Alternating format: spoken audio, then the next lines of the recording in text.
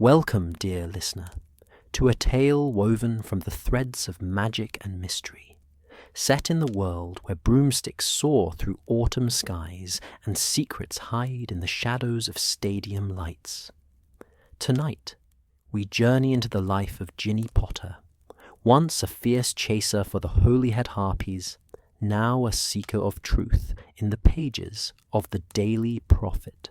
Let this story carry you gently into rest, as we unfold a mystery that began with nothing more than a whisper, a feeling, an instinct that something in the world of Quidditch had gone terribly wrong. The October wind carried the scent of rain and dying leaves through the open windows of the Prophet's sports department, where Ginny Potter sat surrounded by match reports, player statistics, and moving photographs of recent games. The images flickered with magical life, players diving, scoring, celebrating. But Ginny's brown eyes were distant, focused on something beyond the dancing pictures before her. It had been 3 weeks since she first noticed the pattern, though she couldn't yet name what troubled her. 3 weeks of covering matches where outcomes felt wrong, where the natural rhythm of the game seemed disrupted by some invisible force.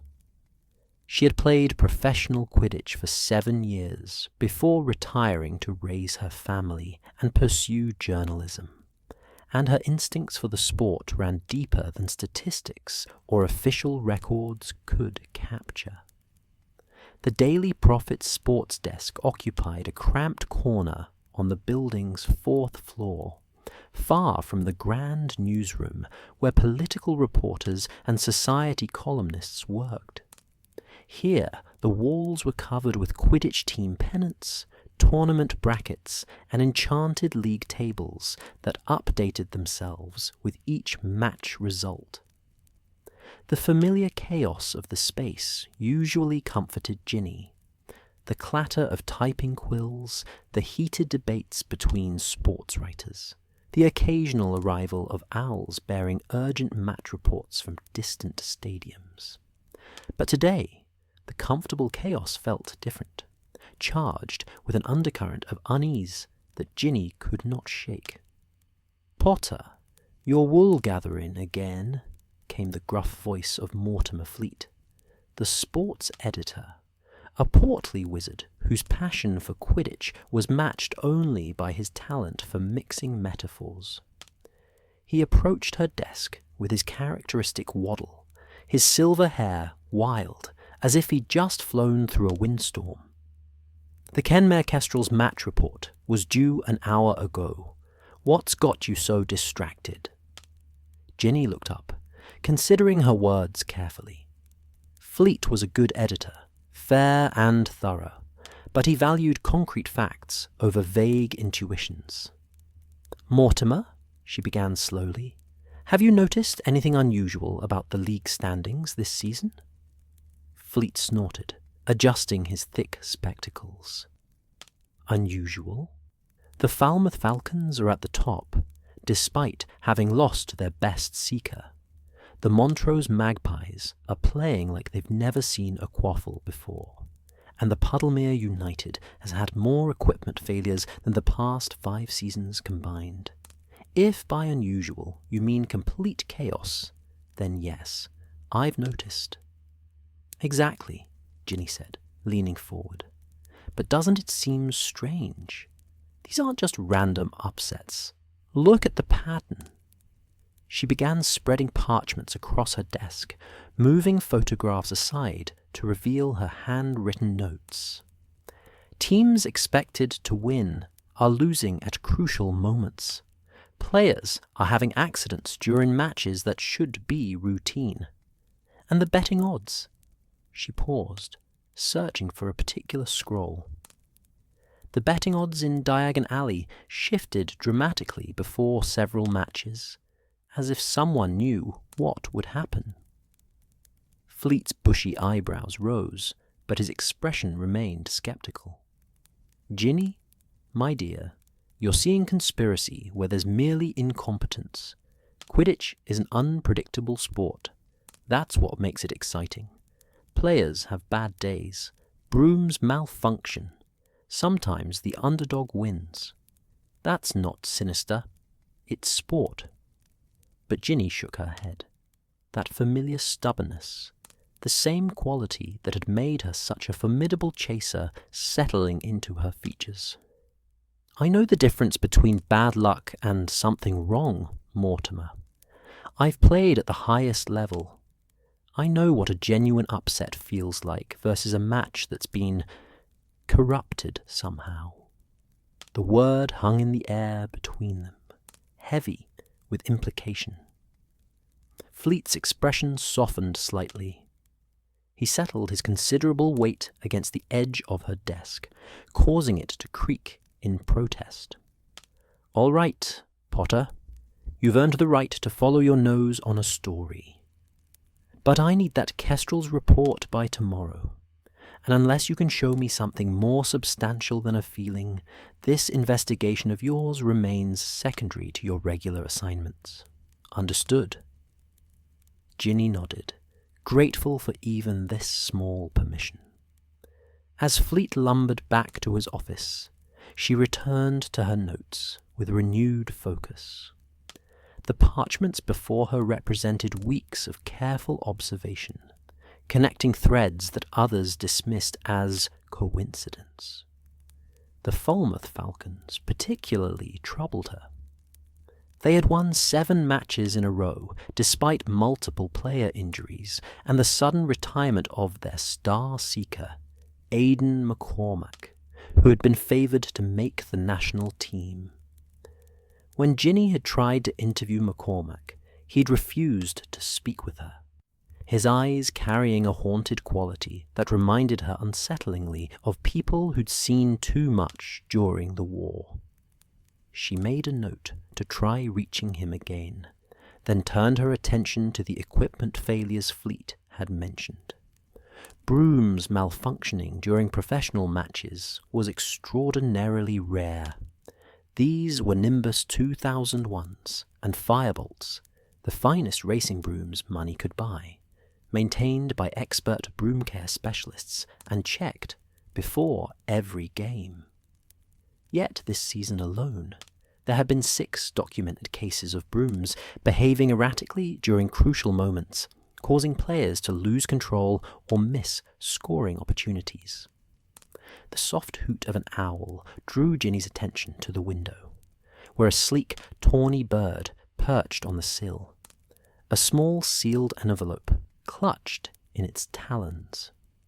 She retrieved the letter, noting with interest that it bore no return address, and was sealed with plain wax, rather than a family crest or personal insignia. The message inside was brief, written in an elegant hand that seemed deliberately disguised. "If you want to know the truth about the Falmouth Falcons, watch their practice session tomorrow evening. Come alone. Tell no one."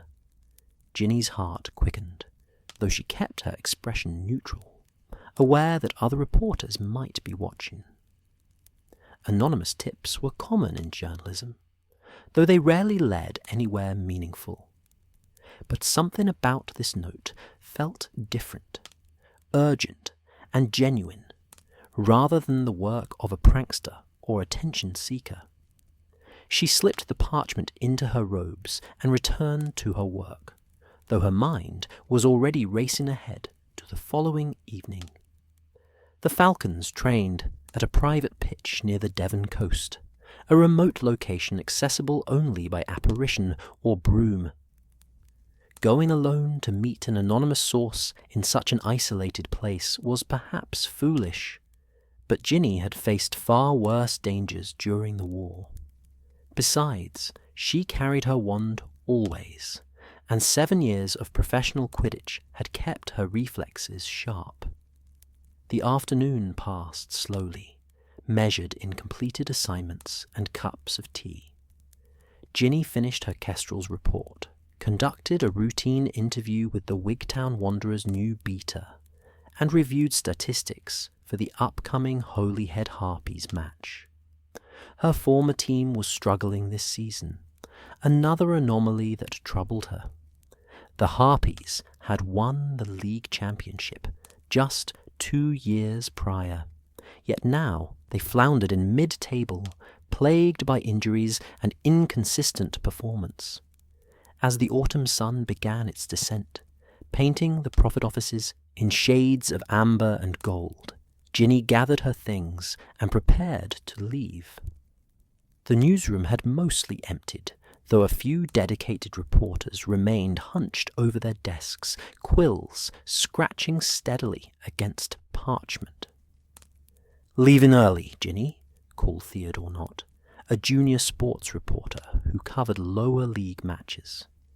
He was younger than her by several years, eager and enthusiastic, though sometimes prone to sensationalizing minor stories. "Just heading home," Ginny replied with a practiced smile. "Long day tomorrow, covering the Appleby Arrows match." Theodore nodded, already turning back to his work, and Ginny felt a small twinge of guilt for the deception. But the anonymous note had been clear. Tell no one. She had learned during the war that some secrets, kept carefully, could mean the difference between uncovering truth and becoming its victim. The journey home took her through Diagon Alley, where the evening crowd was beginning to thin.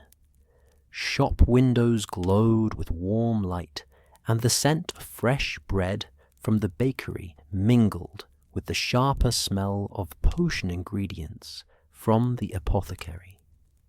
Ginny paused outside Quality Quidditch Supplies, studying the window display of the latest broom models and protective gear.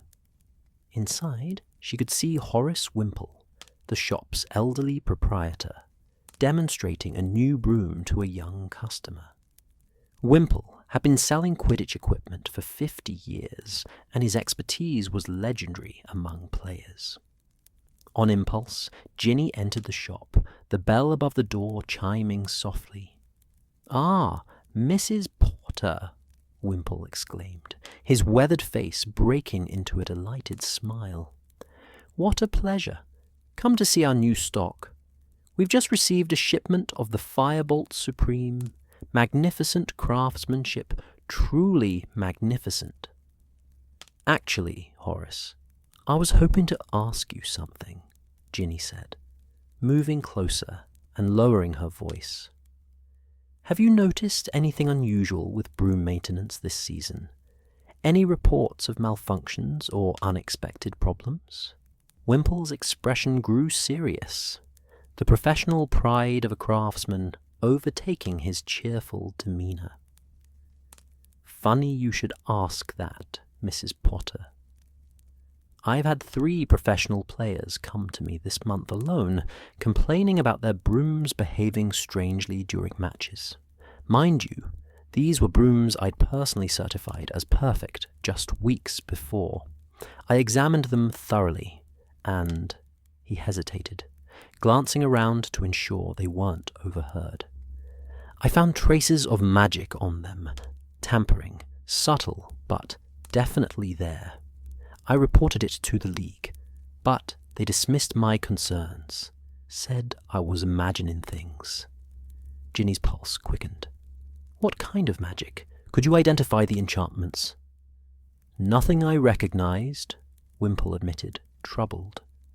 "It wasn't standard broom care spells, or even common hexes. Something more sophisticated, designed to interfere with a broom's response to its rider's commands.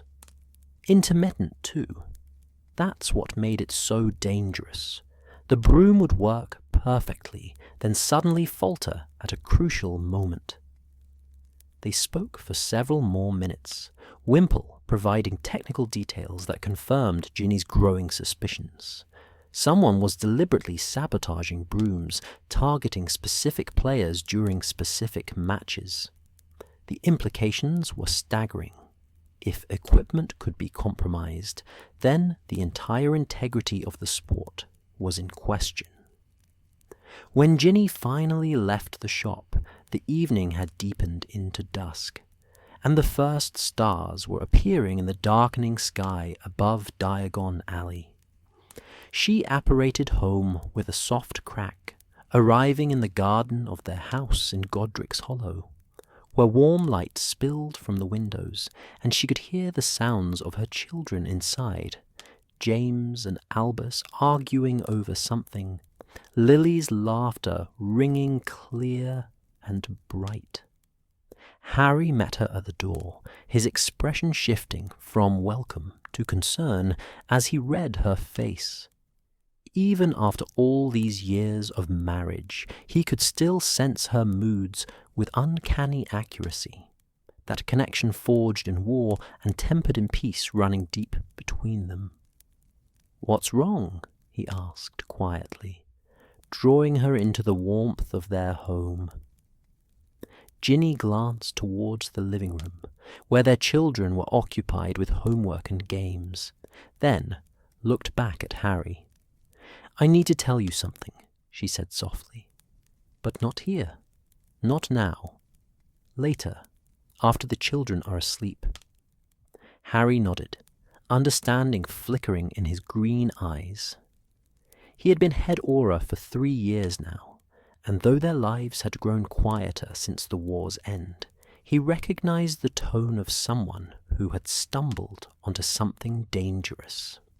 The evening unfolded in its familiar rhythms, dinner around the table, stories of the children's day at Hogwarts for James, or at home with their tutor for Albus and Lily, the gentle chaos of bedtime routines. Ginny cherished these moments, the ordinary magic of family life, even as her mind kept returning to cursed brooms and anonymous warnings and the patterns she'd uncovered in match results. Later, much later, when the house had settled into quiet and the children slept peacefully in their rooms, Ginny and Harry sat together in their study, the fire crackling softly in the hearth. She told him everything. The patterns she'd noticed, the equipment failures, the anonymous note, her conversation with Horace Wimple. Harry listened in silence, his expression growing increasingly serious. When she finished, he was quiet for a long moment, staring into the flames. "This sounds like more than match-fixing," he said finally. "Dark magic in brooms, threatening anonymous notes, people too frightened to speak. Ginny, if you're right about this, you could be looking at a criminal organization, possibly connected to..." He trailed off, but they both knew what he meant. Connected to the remnants of dark wizards who had survived the war, who sought new ways to gain power and wealth in a world that had rejected them. "I'm going to the practice session tomorrow," Ginny said firmly. "Whoever sent that note wants to help. They have information." "Not alone," Harry countered immediately. "I'll come with you, or at least position auras nearby." "The note said to come alone," Ginny interrupted. "If I show up with auras, whoever this is will disappear, and we'll lose our chance to learn the truth." They debated for several minutes, their discussion intense but never heated, each understanding the other's concerns. Finally, they reached a compromise. Ginny would go to the meeting, but Harry would monitor her location through a tracking charm, ready to apparate to her side at the first sign of danger. As they prepared for bed, Ginny stood at the window of their room, looking out over the peaceful village of Godric's Hollow.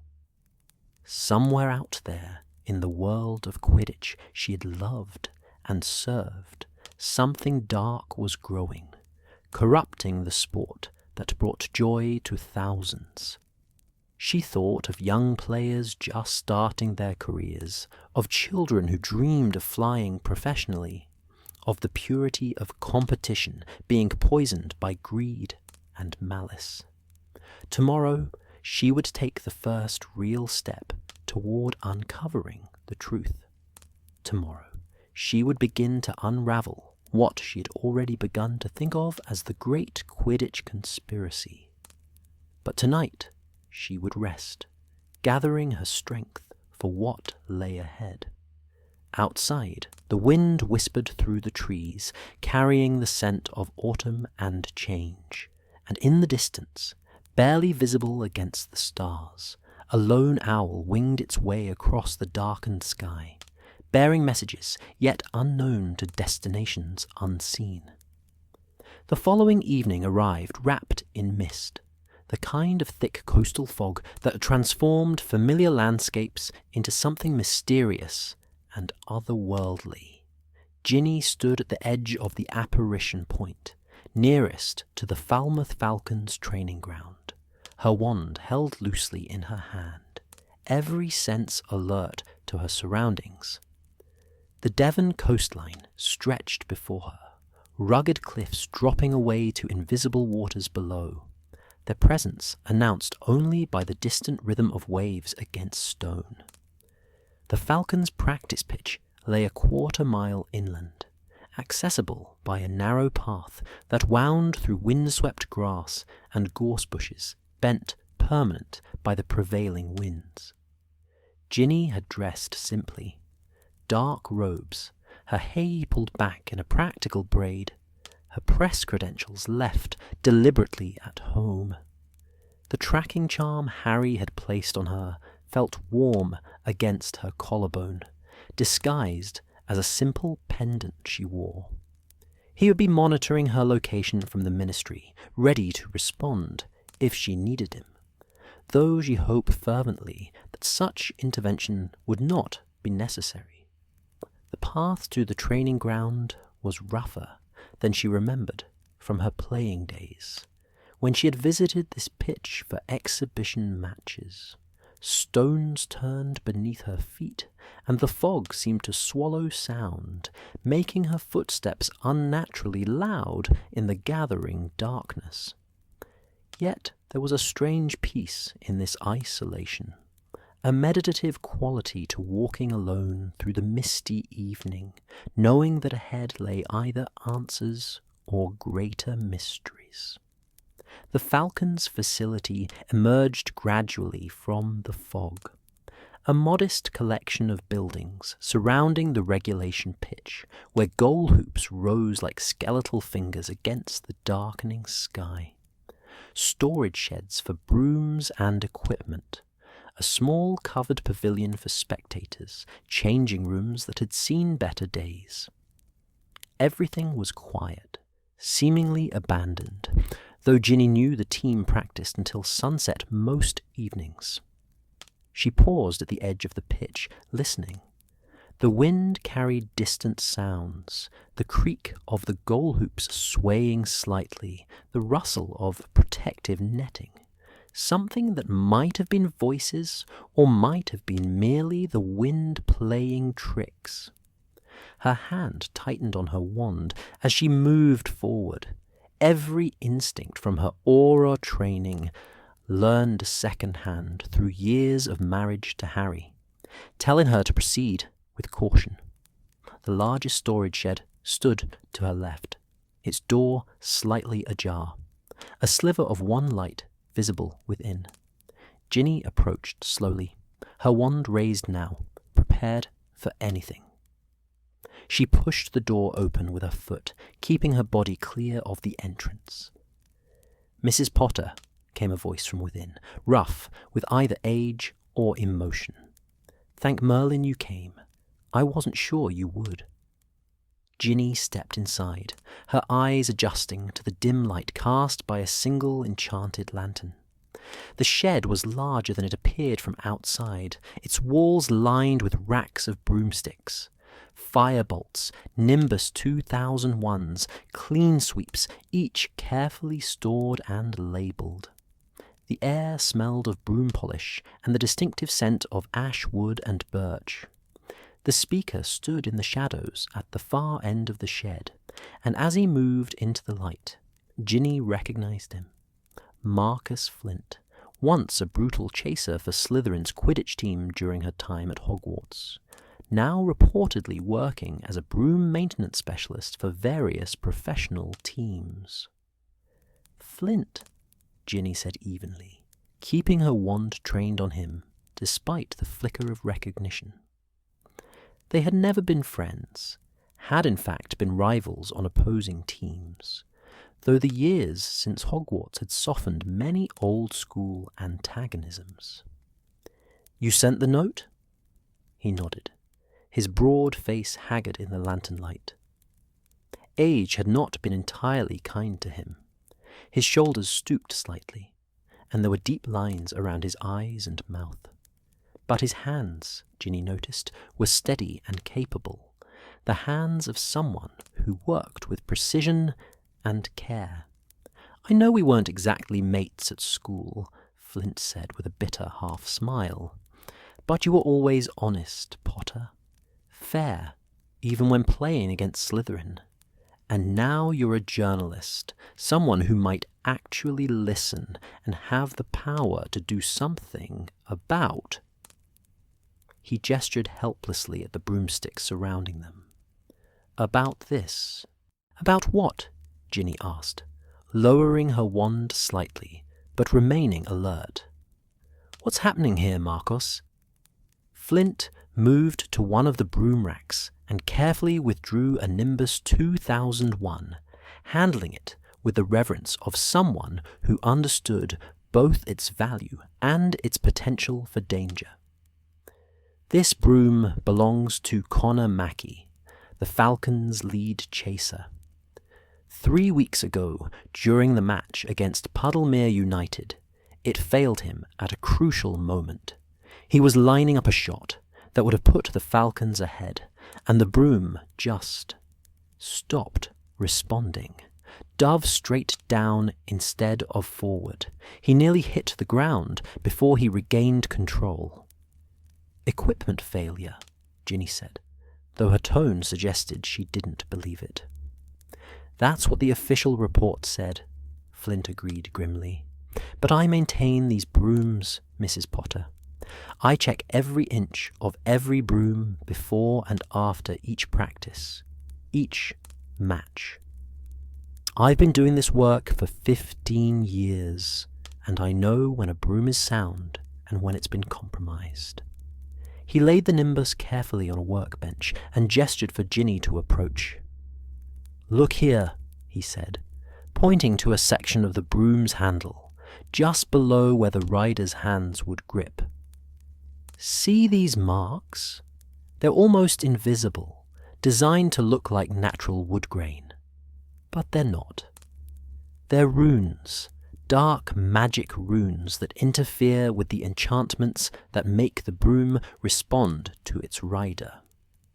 Ginny bent closer, her journalistic training making her careful to observe without touching. In the lantern light, she could indeed see faint markings etched into the wood, so subtle they might easily be missed in a routine inspection. Her heart beat faster as she recognized the style. This was deliberate, sophisticated magic, far beyond simple hexes or pranks. "How many brooms have been affected?" she asked quietly. "At least a dozen that I know of, across 3 different teams," Flint replied. "The Falcons, Puddlemere United, and the Holyhead Harpies. Maybe more. I only maintain equipment for certain teams, so there could be others I haven't seen." Ginny felt a chill that had nothing to do with the coastal dampness. Her former team, the Harpies, were among the affected. She thought of her old teammates, friends who had stood beside her in countless matches, now flying on brooms that might betray them at any moment. "Why didn't you report this?" she asked. Though she suspected, she knew the answer. Flint's expression darkened. "I did.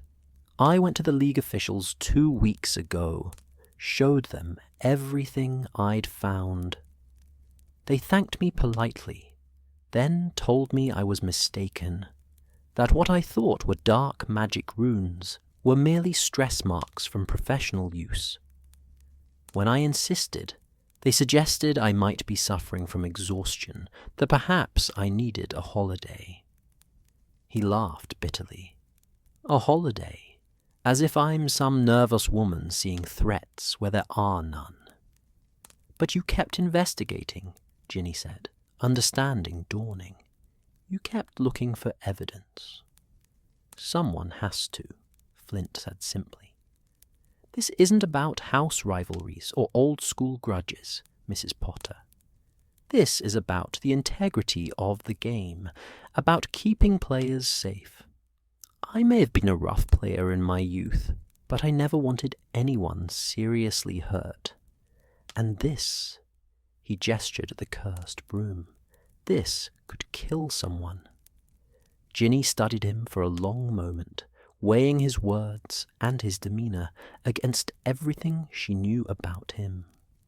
Marcus Flint had never been kind during their school years, had in fact been aggressive and occasionally cruel on the Quidditch pitch. But people changed, and there was genuine anguish in his voice now, the distress of someone who had discovered something terrible and been powerless to stop it. I need to examine these brooms more closely, she said finally. And I need documentation, photographs, detailed descriptions of the curse marks, a list of every affected broom you know about. I've been keeping records, Flint said, moving to a locked cabinet at the side of the shed. He withdrew a thick folder of parchments, notes written in cramped handwriting alongside sketches of the runes and their placement on various brooms. Everything I've found is here.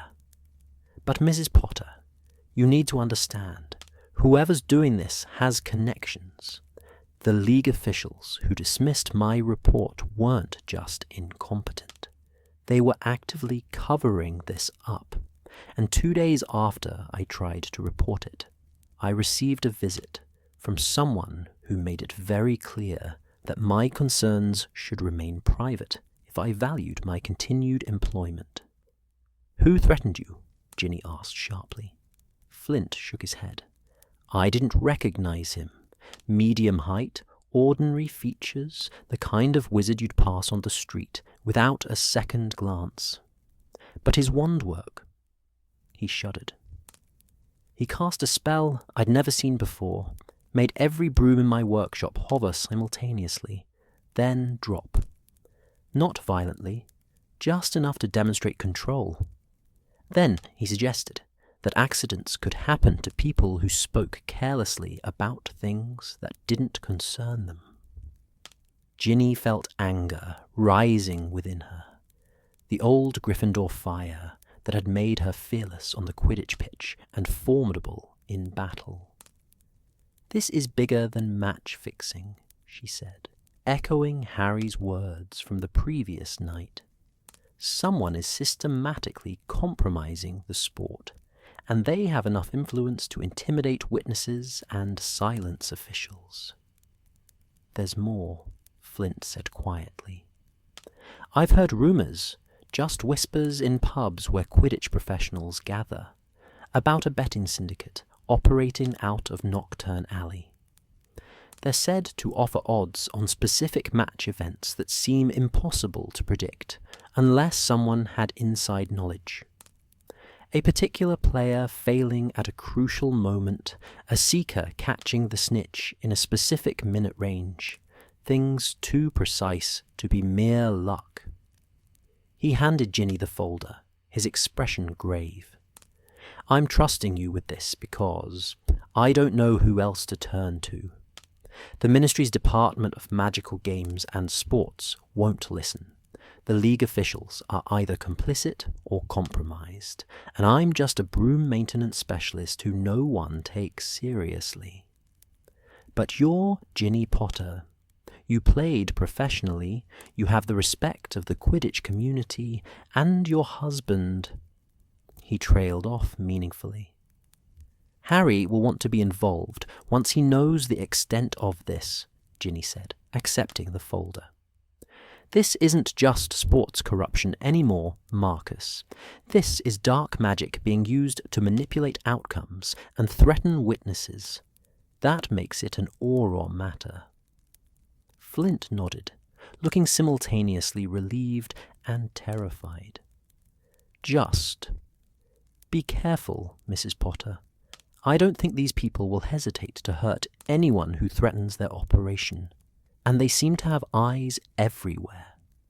Ginny spent the next hour in the shed, carefully photographing the cursed brooms with an enchanted camera that captured both visible and magical signatures. She documented the runes, cross-referencing them against Flint's notes, building a comprehensive record of the evidence. Her training as a journalist served her well. She knew how to gather facts, how to construct an unassailable narrative from individual pieces of evidence. As she worked, Flint told her what else he'd discovered. The pattern of affected matches, the teams that seemed to benefit from the sabotage, the suspicious retirements and transfers of players who might have witnessed something suspicious. It painted a picture of a conspiracy that stretched across the entire British and Irish Quidditch League, touching multiple teams and involving dozens of compromised brooms. "One more thing," Flint said as Ginny prepared to leave. "Aidan McCormack, the Falcon's Seeker, who retired suddenly last month. I think he knew something. The day before he announced his retirement, I saw him arguing with someone in the changing rooms. I couldn't hear what they were saying, but McCormack looked terrified. The next day, he was gone." Ginny made a note to pursue that lead. McCormack had refused to speak with her before, but armed with this new information, she might be able to convince him to share what he knew. The fog had thickened during her time in the shed, and the walk back to the apparition point felt like moving through a dream. The world reduced to grey shadows and the sound of her own breathing. Ginny clutched the folder of evidence against her chest, her mind already racing ahead to next steps. Consulting with Harry, reaching out to George to analyse the dark magic involved, trying again to interview McCormack. She thought too of her playing days, of the pure joy of flying, of competition untainted by corruption. The Quidditch pitch had been her sanctuary during the worst of times, a place where skill and courage mattered more than blood status or dark allegiances.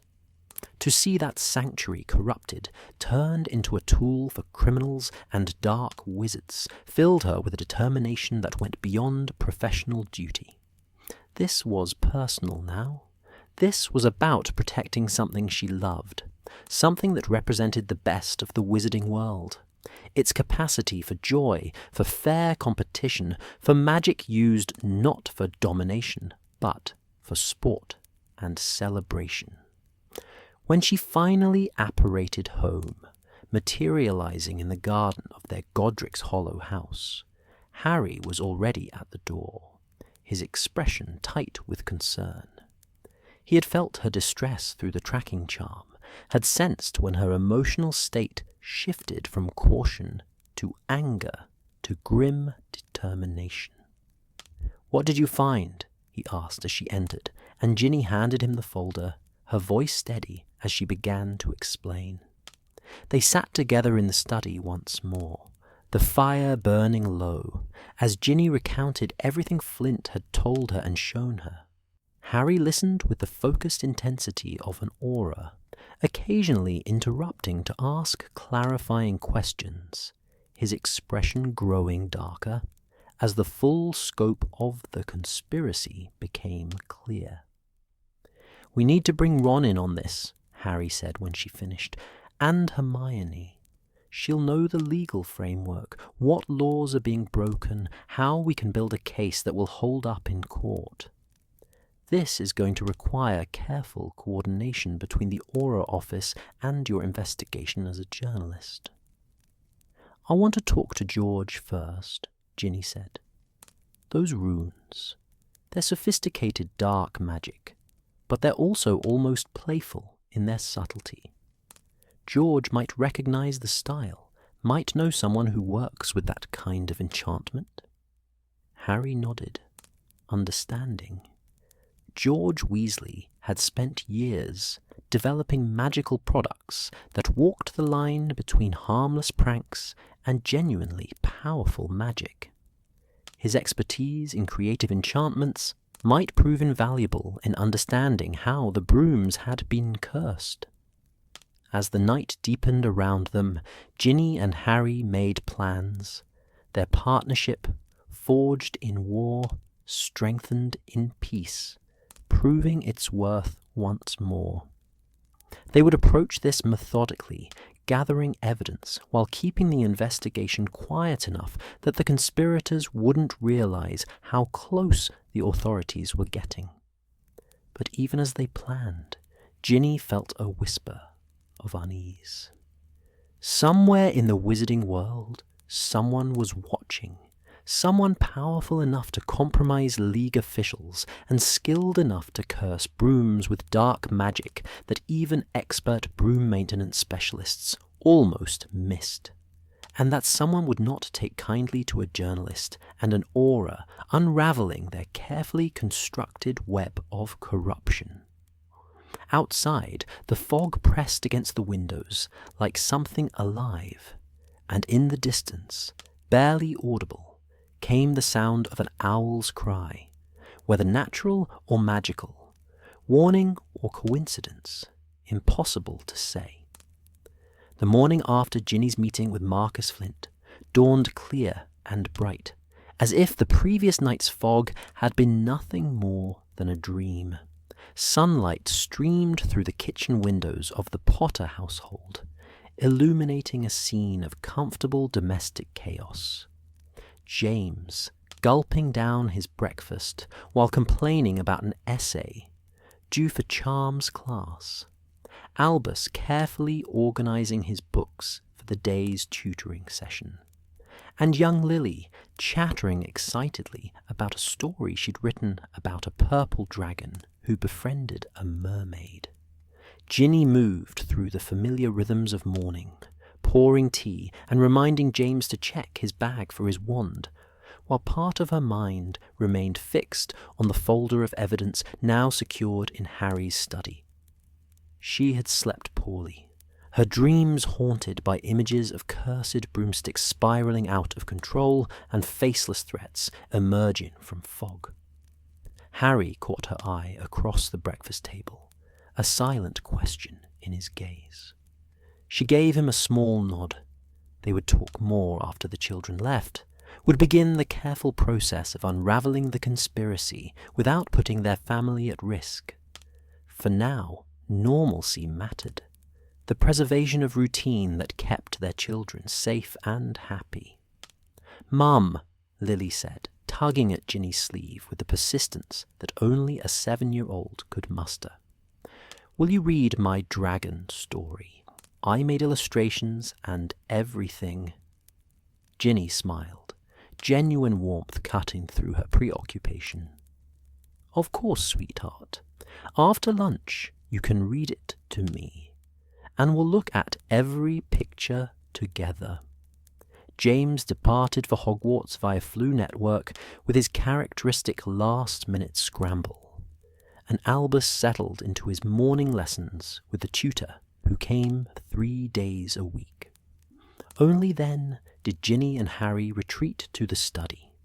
The door closed against interruption, the wards Harry had placed, ensuring their conversation would remain private. "I've been thinking about next steps," Harry said, spreading the photographs Ginny had taken across his desk. The images showed the cursed runes in sharp detail, their sinister purpose evident even in still pictures. "We need expertise in dark magic artifacts, someone who can identify these runes and potentially trace them to their creator. George, Ginny said immediately. He's worked with enchantments for years, knows the difference between harmless pranks and genuinely dangerous magic. Agreed. But we also need to approach this officially through the Aura office. Ron should be our next contact. He can help us build a case while maintaining discretion. Harry paused, his fingers drumming thoughtfully against the desk. The problem is, we don't know how deep this corruption goes. If League officials are compromised, there might be Ministry employees involved as well. Ginny nodded grimly. Flint said the man who threatened him seemed to know exactly when and where to find him, as if he'd been watching. That suggests either surveillance magic or information from someone with access to Flint's schedule. They spent the next hour planning their approach, mapping out a strategy that would allow them to investigate without alerting the conspirators. Harry would bring Ron into the investigation quietly, framing it as a routine inquiry into possible dark magic use. Ginny would continue her journalistic work, using her press credentials as cover for asking questions and conducting interviews. And George would examine the curse marks, applying his unique expertise to understanding how the magic worked.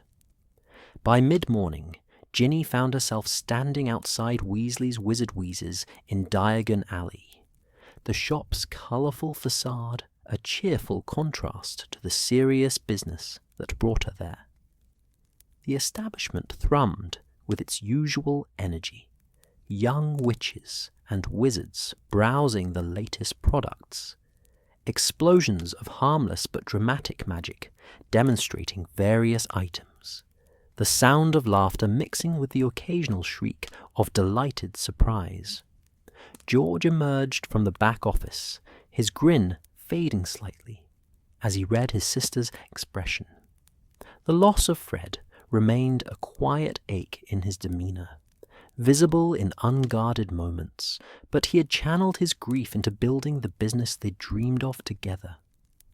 Now he stood as one of the wizarding world's premier experts in creative and unconventional magic.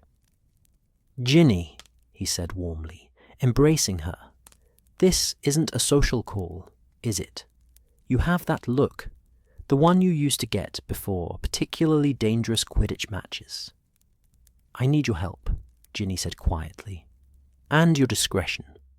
What I'm about to show you involves dark magic, match-fixing, and possibly a criminal organization with connections throughout the Quidditch world." George's expression shifted to serious attention, the playful inventor replaced by the war veteran who had fought at the Battle of Hogwarts. "Let's talk in my workshop," he said, leading her through the shop to a private room where he developed new products. The workshop was organized chaos.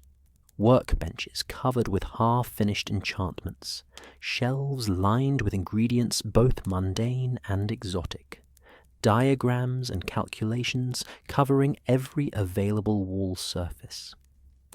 George cleared a space and gestured for Ginny to show him what she'd brought. She laid out the photographs carefully, explaining what Marcus Flint had discovered and demonstrated.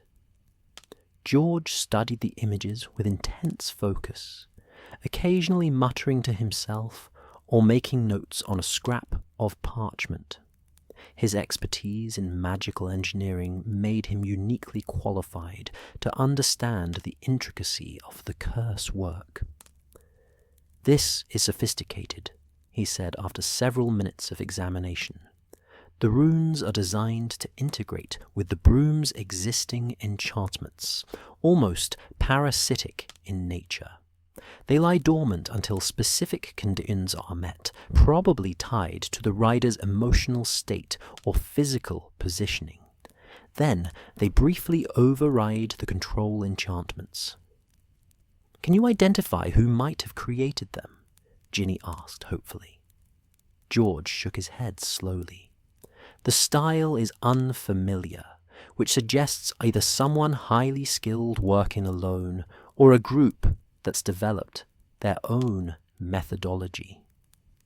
But I can tell you this, whoever designed these curses understands broom enchantments intimately. This isn't amateur work or simple hexing. This is someone with professional level knowledge of how racing brooms function." "Could it be someone from inside the industry?" Ginny asked. "A broom manufacturer or maintenance specialist?" "Possibly," George said thoughtfully. "Or someone who used to work in that field and now applies their knowledge for darker purposes. The precision required suggests extensive experience." He paused, tapping one of the photographs. "There's something else, though. See this secondary rune here? It's not part of the main curse structure. It's a marker, almost like a signature. Whoever's placing these curses wants to be able to identify their own work later." Ginny felt a chill of realization. For quality control? To make sure their curses are working as intended? Or for leverage, George suggested darkly. Evidence they could use to blackmail anyone who discovers the truth. Look what we're capable of. Imagine what else we could do. That kind of thing. They discussed the technical aspects for several more minutes, George making detailed notes and taking copies of the photographs for further analysis. He promised to investigate discreetly, reaching out to contacts in the magical manufacturing community who might recognize the Kerr style or have heard rumors about this kind of work being commissioned. "Be careful, Ginny," George said as she prepared to leave. "Whoever's behind this has resources and knowledge. That makes them dangerous in ways that go beyond simple violence." From Weasley's Wizard Wheezes, Ginny made her way deeper into Diagon Alley, toward the shadowy transition where respectable shops gave way to the darker establishments of Nocturne Alley. The betting syndicate Flint had mentioned supposedly operated somewhere in this twilight zone, where legal commerce shaded into criminal enterprise. The autumn sun seemed to lose its warmth as she walked, the cheerful bustle of Diagon Alley fading behind her. Nocturne Alley had never fully recovered from the war. Too many of its proprietors had been Death Eater sympathizers. Too many of its shops had catered to dark magic enthusiasts. Those that remained operated in a grey area, not quite illegal, but definitely unsavory. Ginny had dressed carefully for this excursion, wearing plain robes that wouldn't mark her as anyone important, her distinctive red hair hidden beneath a charmed hood. She knew better than to announce herself as Ginny Potter in this neighborhood, where the Potter name carried complicated associations. Some saw Harry as a hero, others as the wizard who had destroyed their dark lord and shattered their dreams of blood supremacy. The betting shop she sought occupied a narrow building wedged between a shop selling questionable potion ingredients and what appeared to be an abandoned warehouse. A faded sign reading "Fortunas and Probabilities" hung above a grimy window, and the door stood slightly ajar, as if inviting customers while maintaining plausible deniability about the nature of the business conducted within. Ginny entered cautiously, her hand resting on her wand beneath her robes. The interior was dimly lit, smelling of old parchment and something acrid that might have been cheap fire whiskey. A long counter dominated one wall, behind which sat an elderly wizard with rheumy eyes and fingers stained with ink. "Help you?" he asked in a voice that suggested he'd rather she leave. "I'm interested in placing bets on Quidditch matches," Ginny said, keeping her voice neutral. "I've heard this establishment offer specialized odds." The old wizard's eyes sharpened slightly. "We offer standard betting on all league matches, same odds as any other respectable establishment." "I'm not interested in standard bets," Ginny pressed carefully. "I've heard you can wager on specific events within matches, very specific events." A long silence followed, during which the wizard studied her with uncomfortable intensity. Finally, he stood with a grunt and shuffled to a door at the back of the shop. "Wait here," he said, disappearing through it. Ginny used the time alone to examine the shop more carefully. The walls were covered with league tables and match schedules, but she noticed something odd. Certain matches had small marks beside them, symbols that meant nothing to her, but clearly signified something to those who knew how to read them. The old wizard returned with a younger man, perhaps 40, with sharp features and calculating eyes. He wore expensive robes, but carried himself with the wariness of someone who had survived dangerous situations through intelligence, rather than magical power. "I'm Corvinus," he said without preamble. "Aldrich here says you're interested in specialized wagers. That requires a certain level of trust and capital. We don't do business with just anyone who walks in off the street." Ginny had prepared for this, had discussed with Harry how to establish credibility without revealing her identity. "I have gold," she said simply, "and I have information that might interest you. About upcoming matches, about players who might be unreliable at crucial moments." Corvinus's expression didn't change, but something flickered in his eyes. Interest? Or perhaps suspicion? "What kind of information?" "The kind that only someone with connections would know," Ginny replied carefully. "The kind that could make certain bets very profitable for both of us." It was a gamble, presenting herself as a potential collaborator rather than an investigator.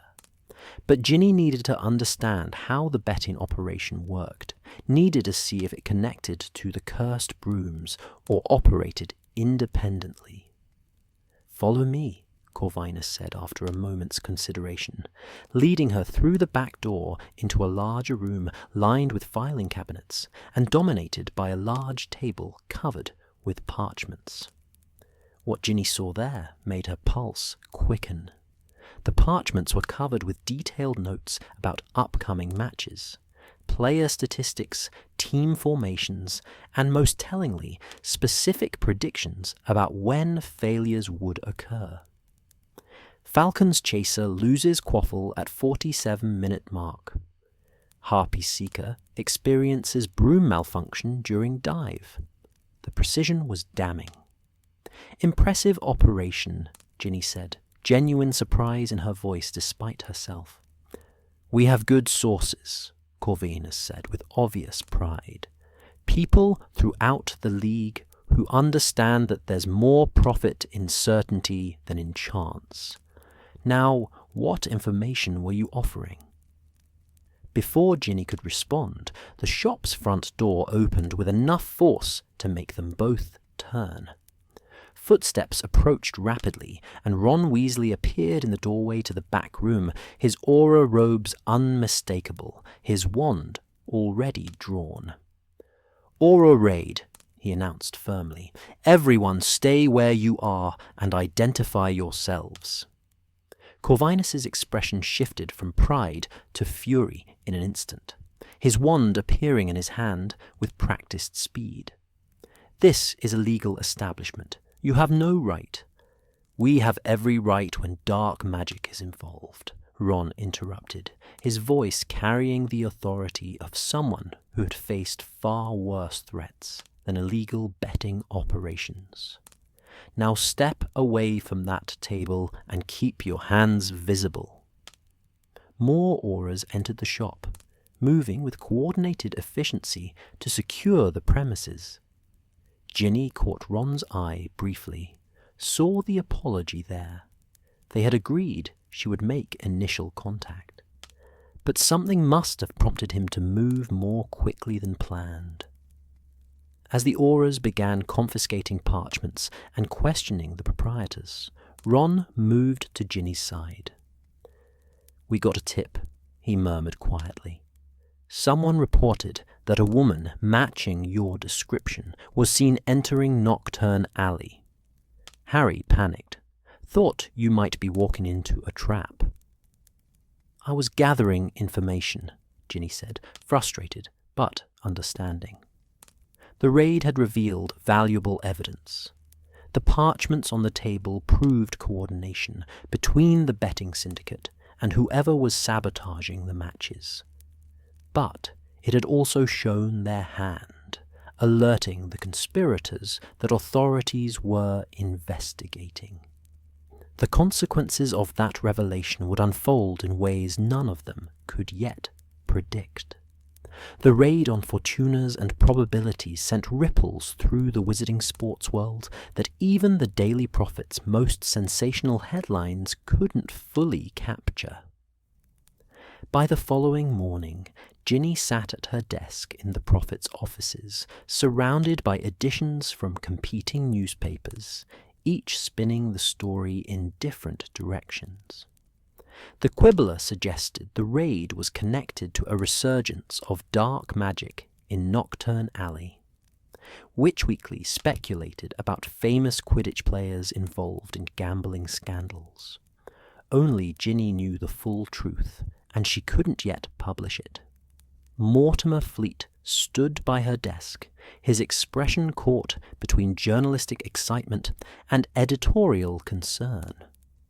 "Potter, I need to know what you know," he said, his voice uncharacteristically serious. "The Ministry conducted a raid on an illegal betting operation, confiscated evidence suggesting match-fixing throughout the league, and somehow my sports reporter was present when it happened. That's not coincidence." Ginny met his gaze steadily. "I've been investigating the pattern of unusual match outcomes for weeks, Mortimer. You knew that. The raid was unexpected timing, but it confirms what I've suspected all along. Someone has been systematically corrupting Quidditch matches." "And you have proof?" Fleet asked, leaning forward eagerly. "I have evidence," Ginny corrected carefully. "Proof will require more investigation, more interviews, more documentation. But yes, I believe I can build a story that will expose the full scope of the conspiracy." Fleet nodded slowly, his journalist's instincts warring with his editor's caution. "This could be the biggest sports scandal in a generation, Ginny, but it could also destroy careers, damage the league's reputation irreparably. We need to be absolutely certain before we publish." "I know," Ginny agreed, "which is why I need time to do this properly. There are people involved who deserve a chance to tell their stories, players who might have been coerced or threatened. I want to understand why this happened, not just expose that it did." She was thinking particularly of Aidan McCormack, the former Falcon Seeker whose sudden retirement had never been adequately explained. Flint's suggestion that McCormack had been frightened into leaving haunted her. If players were being threatened or blackmailed into cooperating with match-fixing, they were victims as much as perpetrators. Fleet granted her 1 week to develop the story further before the Prophet would publish what they already knew.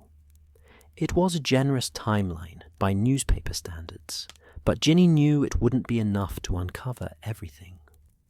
This conspiracy had roots that stretched deep into the wizarding sports world, and pulling them up would require patience, skill, and probably more courage than she'd anticipated. That afternoon, Ginny travelled by Flu Network to a small village in Cornwall where Aidan McCormack had retreated after his retirement. The address had been difficult to obtain. McCormack had seemingly vanished from public life, refusing all interview requests and avoiding even casual contact with former teammates.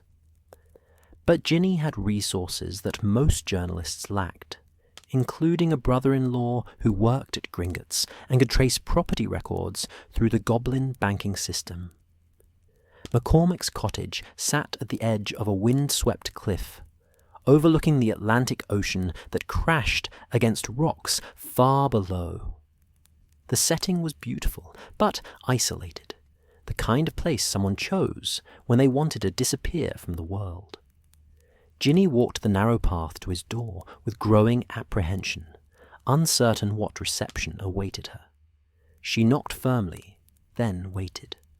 Minutes passed. She knocked again.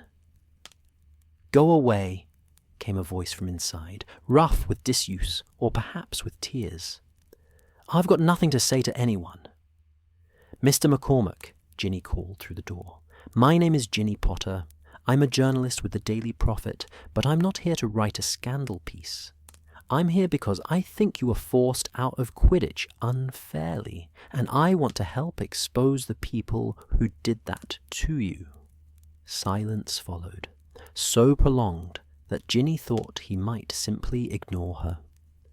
But thence she heard footsteps, and the door opened a crack, revealing a sliver of McCormack's face. He had been handsome once, with the lean, athletic build of a professional seeker. Now he looked gaunt, his eyes shadowed with sleeplessness and fear. "Help?" he repeated bitterly. "No one can help. They're too powerful, too connected, and anyone who tries—" He trailed off, his gaze darting past Ginny as if checking for observers. "I know about the cursed brooms," Ginny said quietly. "I know about the betting syndicate in Knockturn Alley. I know the league officials covered it up when it was reported. And I know that you saw something that terrified you enough to give up the career you loved." McCormack's expression crumbled. For a moment, Ginny thought he might close the door in her face. Instead, he opened it wider and gestured her inside. The cottage's interior was sparse. A few pieces of furniture, no decorations, everything suggesting temporary occupancy rather than a true home. A single window overlooked the ocean, and before it sat a broomstick, a firebolt supreme, carefully mounted on a display stand, but gathering dust from disuse.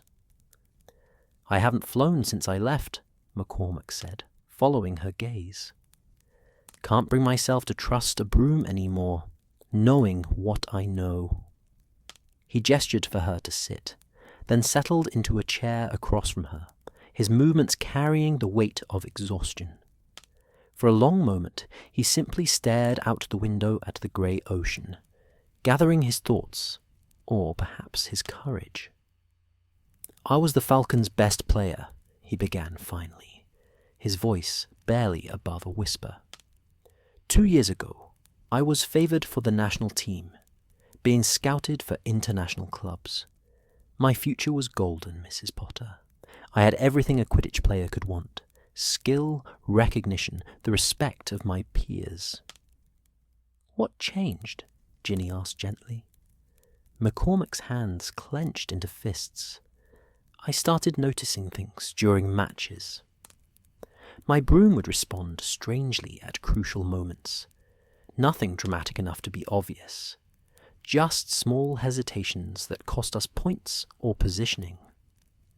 At first, I thought I was imagining it, that the pressure was getting to me, but it kept happening, always at moments that seemed calculated to affect the match outcome." He stood and moved to the window, unable to meet her eyes as he continued. "Then I started receiving letters. Anonymous at first, just suggestions that I should be more careful during matches, that accidents could happen to even the most skilled players. Then they became more specific. Instructions about when to miss a catch, when to let the opposing seeker get ahead, and threats about what would happen if I didn't cooperate. What kind of threats? Ginny asked, though she dreaded the answer. They knew everything about me, McCormack said, his voice breaking slightly. My family, my younger sister who was just starting at Hogwarts, my parents who run a small shop in Hogsmeade. They sent me photographs of my sister leaving class, of my parents closing up their shop at night. The message was clear. Cooperate or the people I loved would suffer. Ginny felt anger rising within her, hot and fierce. This wasn't just sports corruption. This was systematic intimidation, the tactics of criminals who understood that threatening families was more effective than threatening the victims themselves. So you cooperated? She asked, without judgment. McCormack nodded miserably. For a while, I threw matches, missed crucial catches, let opportunities slip away. The Falcons started losing games we should have won easily, and I was the reason why. My teammates trusted me, and I betrayed that trust because I was terrified of what would happen to my family. But you eventually stopped, Ginny prompted. I couldn't do it anymore, McCormack said simply. The guilt was destroying me. I couldn't sleep, couldn't eat, couldn't look my teammates in the eye. So I tried to fight back. I went to the league officials, told them everything.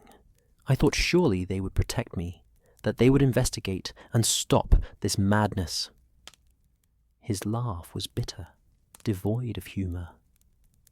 Instead, they told me I was under tremendous stress, that perhaps I needed psychological evaluation. They suggested my claims about threats and manipulation were delusions brought on by the pressure of professional sports. When I insisted, they became hostile, suggested that making false accusations against the league could result in suspension or expulsion from professional Quidditch. They were protecting the conspiracy, Ginny said, understanding flooding through her. Worse, McCormack replied. They were part of it, at least some of them. I realized then that this went deeper than I'd imagined, that people with real authority were involved. So I did the only thing I could think of. I retired, announced it suddenly, claimed personal reasons, and disappeared before they could silence me more permanently. He turned from the window finally, meeting Ginny's eyes with a desperate intensity. But retirement isn't enough, Mrs. Potter. I still receive letters occasionally, reminders that they know where I am, that my family remains vulnerable. They want to ensure I stay quiet, that I never speak publicly about what I experienced. Ginny leaned forward, her voice firm with conviction. What if I told you that the Aura office is now investigating, that we raided the betting syndicate yesterday and confiscated evidence, that you wouldn't be facing this alone anymore? McCormack's expression flickered with something that might have been hope, quickly suppressed by fear. The Aura office, Harry Potter's department. Yes, Ginny confirmed. My husband is head Aura, and he's personally committed to stopping this conspiracy. But we need testimony from people like you, Aiden. We need someone willing to speak publicly about what happened, to put a human face on this corruption. They'll kill me, McCormack whispered. Or hurt my family. You don't understand how ruthless these people are. I understand better than you think, Ginny said quietly. I fought in the war against Voldemort, faced Death Eaters who would torture and murder without hesitation.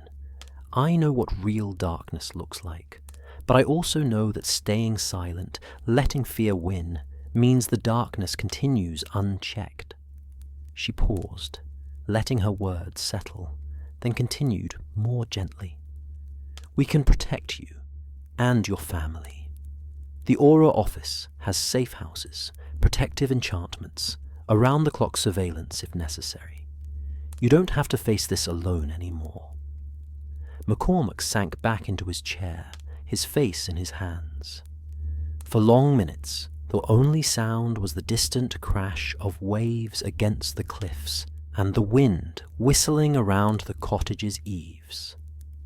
Ginny waited, understanding that this decision couldn't be rushed, that McCormack was weighing his fear against his conscience, his safety against his integrity.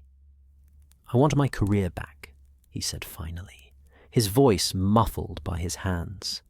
Not just Quidditch, but my life.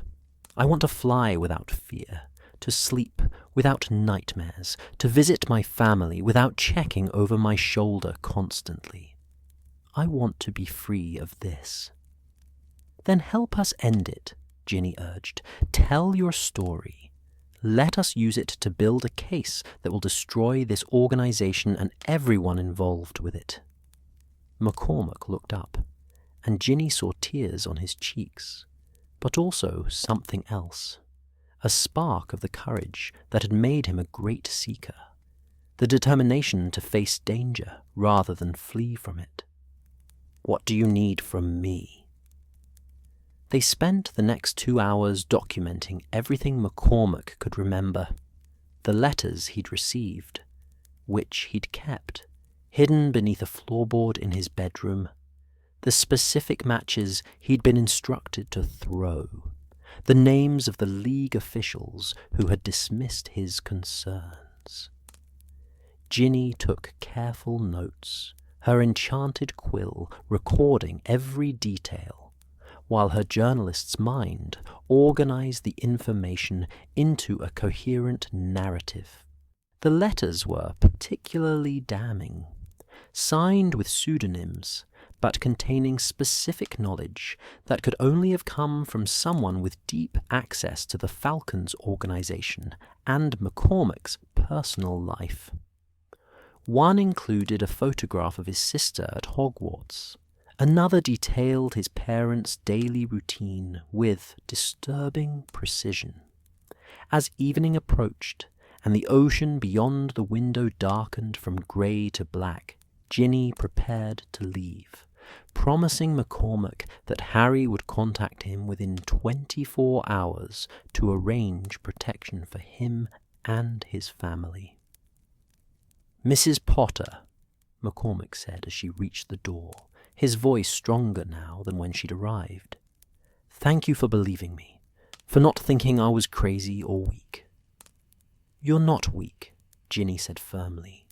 You're brave enough to come forward despite knowing the risks. That takes more courage than most people will ever understand.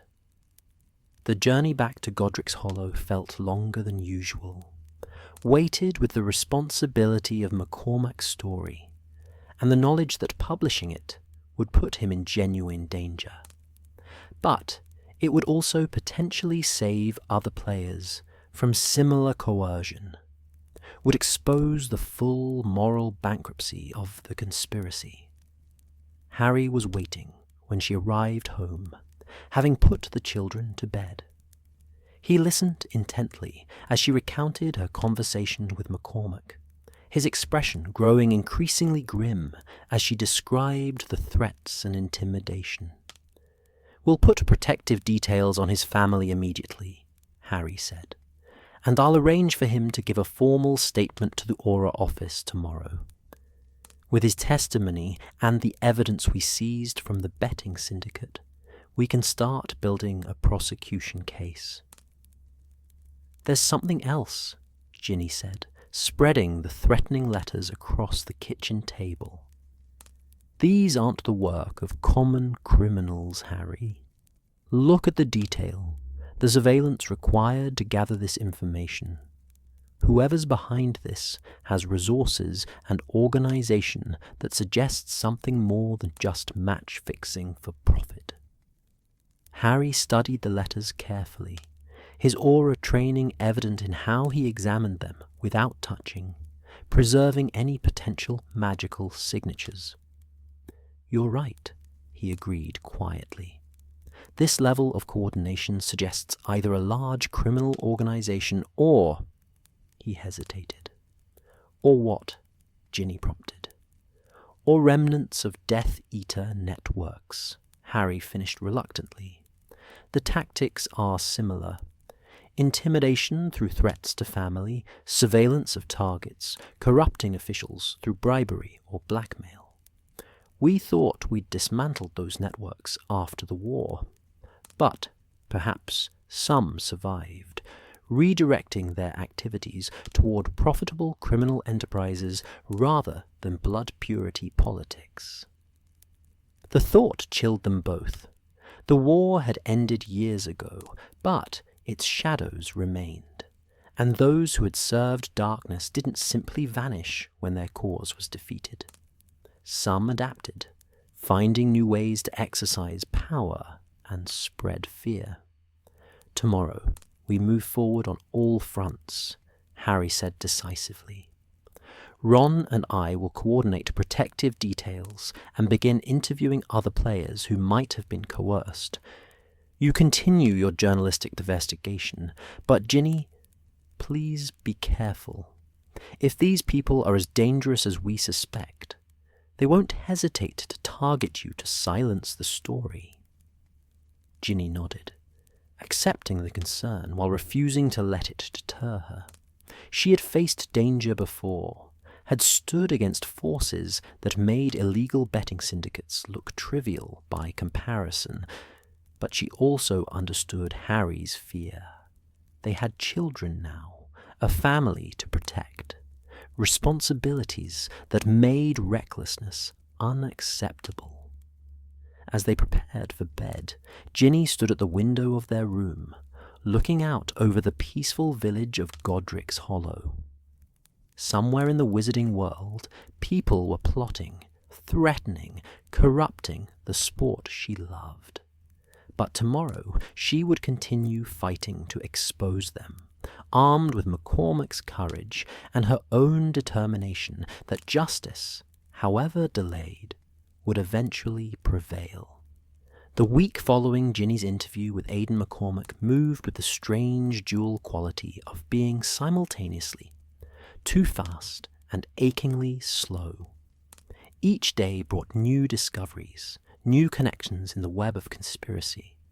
Yet each day also felt like an eternity, as they worked to protect witnesses, gather evidence, and prepare for the moment when everything would become public. Harry's aura teams had established protective details around McCormick's family within hours of Ginny's return from Cornwall. His parents' shop in Hogsmeade now had plainclothes auras stationed nearby, rotating in shifts designed to be invisible to casual observers, but ready to respond to any threat.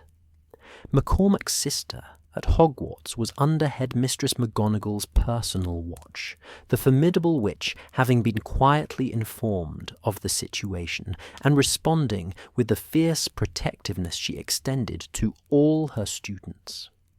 McCormick himself had been relocated to a safe house on the outskirts of London, where he spent long hours with aura investigators, providing detailed testimony about every match he'd been forced to throw, every threat he'd received, every interaction with the mysterious figures who had controlled his career through fear.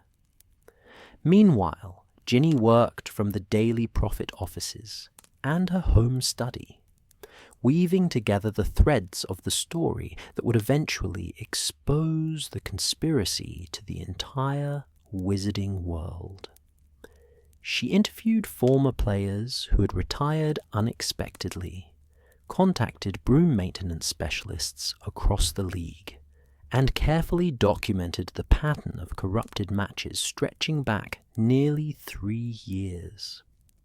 The evidence suggested the conspiracy had begun small, a few fixed matches, modest profits from insider betting, but had grown exponentially as success bred ambition.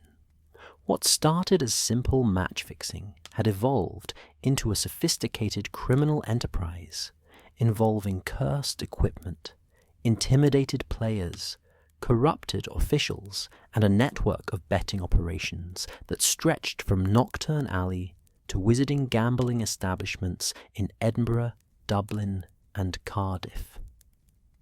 On the 3rd day after McCormack's interview, Ginny received an unexpected visitor at the profit offices. Luna Lovegood arrived during the lunch hour, her characteristic dreamy expression somewhat more focused than usual, carrying a leather satchel that seemed to pulse with barely contained energy. "Ginny," Luna said warmly, settling into the chair beside her desk with the fluid grace of someone completely comfortable in her own skin. "I've been thinking about your investigation, the one everyone's whispering about, but not quite discussing openly, and I believe I might have information that could help." Ginny blinked in surprise.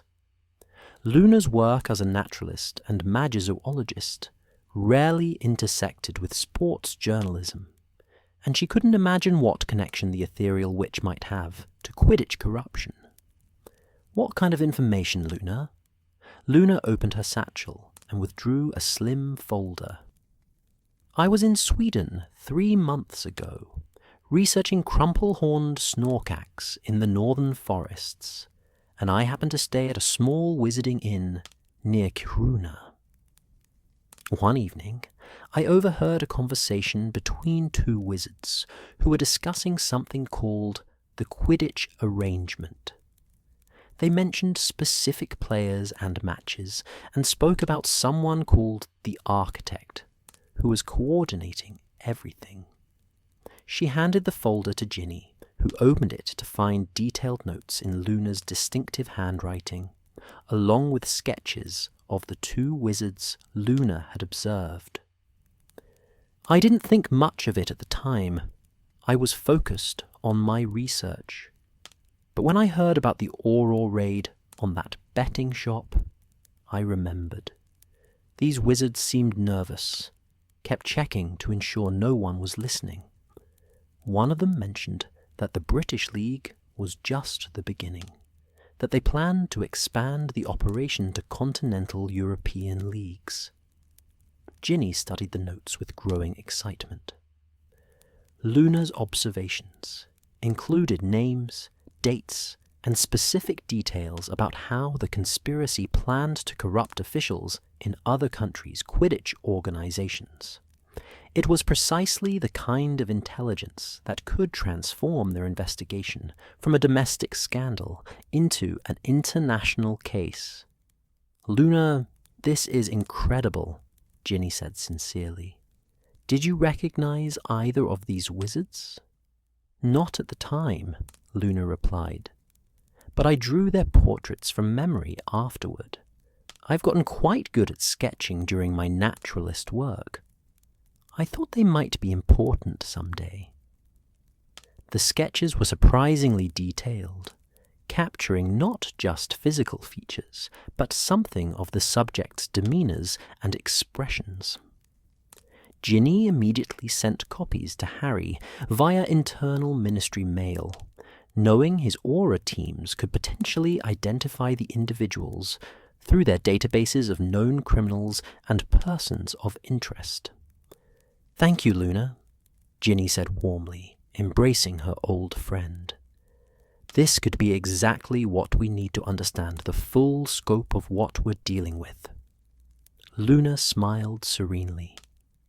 "I've always believed that seemingly unrelated observations often connect in unexpected ways. The universe has a lovely sense of timing about these things." That evening, Ginny attended a strategy meeting at the ministry.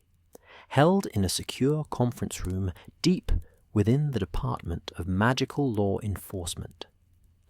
Present were Harry, Ron, Hermione, who had taken a leave from her position to provide legal expertise, Kingsley Shacklebolt, in his capacity as Minister for Magic, and several senior Aurors who had been brought into the investigation.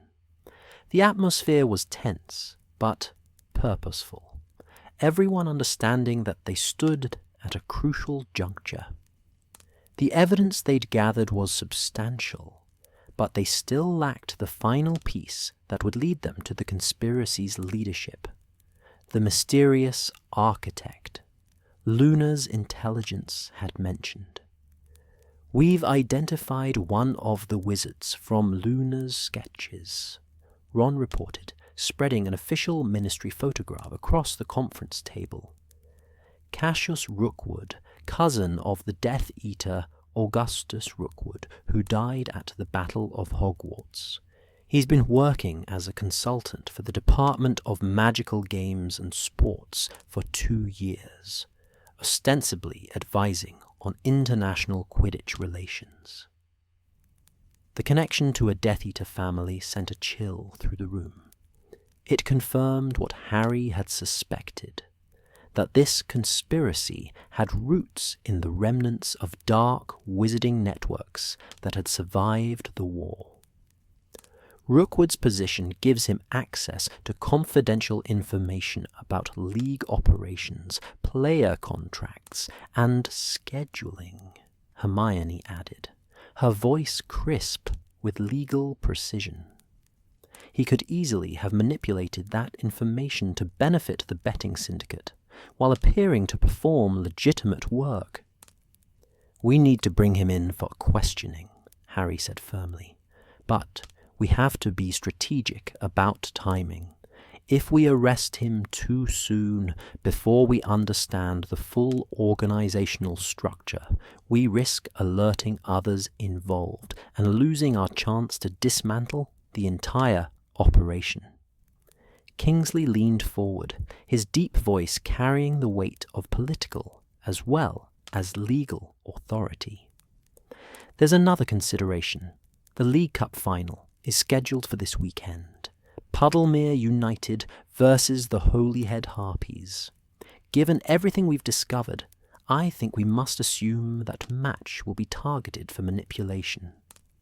Ginny felt her heart sink. The Harpies were her former team, players she had trained with and considered friends. The thought of them being subjected to cursed brooms or coerced into throwing the match was personally painful. "We could postpone the match," Ron suggested. "Issue some official excuse about safety concerns or equipment inspections." "That would alert the conspirators that we're onto them," Harry countered. "They'd go to ground, destroy evidence, disappear before we could arrest them. No, I think we need to let the match proceed, but under our control." He stood and moved to a large tactical map of the Quidditch Stadium that had been mounted on the wall. "We place Aurors throughout the venue, in the stands, disguised as spectators, in the equipment areas, monitoring for sabotage attempts, in the administrative boxes where League officials and VIPs will be watching. We let the conspirators make their move, then we catch them in the act." "That's risky," Hermione said quietly. "If something goes wrong, if the curses on the brooms are more dangerous than we anticipated, players could be seriously injured or worse." "We'll replace the brooms," Ginny said suddenly, the idea forming as she spoke. "Both teams practice with specific equipment, but what if we secretly substitute their regular brooms with identical ones that haven't been tampered with? The conspirators will think their curses are in place, but the players will actually be safe." Harry nodded slowly, considering the logistics. "That could work. We'd need cooperation from both teams' management, absolute secrecy about the substitution, and enough identical brooms to make the switch undetectable. George could help, Ginny suggested. He has contacts with every major broom manufacturer in Britain. He could arrange for replacement brooms to be delivered and switched overnight, so even the players wouldn't know until the match was over. The plan took shape over the next hour, each detail carefully considered and refined. They would coordinate with the stadium's security, position auras at strategic locations, monitor all communications for suspicious activity, and prepare to make arrests the moment conspiracy members revealed themselves through their actions. "There's still the question of Ginny's article," Kingsley said, looking at her directly. "The Daily Prophet has given you until tomorrow to decide whether to publish your investigation. Once that story goes public, the conspirators will know we're actively pursuing them." Ginny had been wrestling with this decision for days. Publishing would warn potential victims, would pressure the League to take action, would satisfy her journalistic obligation to expose corruption. But it would also, as Kingsley noted, alert the conspirators and potentially drive them underground before arrests could be made. "I'll hold the story," she said finally, the words painful, but necessary. "I'll tell Fleet that I need more time, that the investigation isn't complete. We'll publish after the match, after the arrests, when we can present the full truth without compromising the operation." Fleet would be furious. Exclusive stories lost their value when other newspapers could report the same information simultaneously.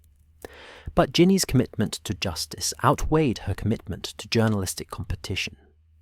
Some stories mattered more than bylines or circulation numbers.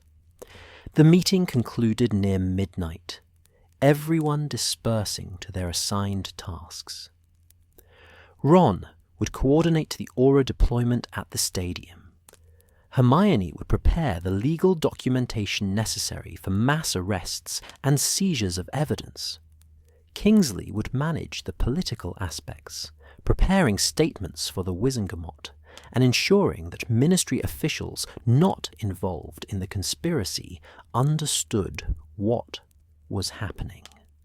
And Ginny would spend the next 2 days preparing for her role as both journalist and witness, attending the match as a member of the press, while knowing that beneath the surface, a carefully orchestrated operation was unfolding to finally expose and destroy the conspiracy that had corrupted the sport she loved.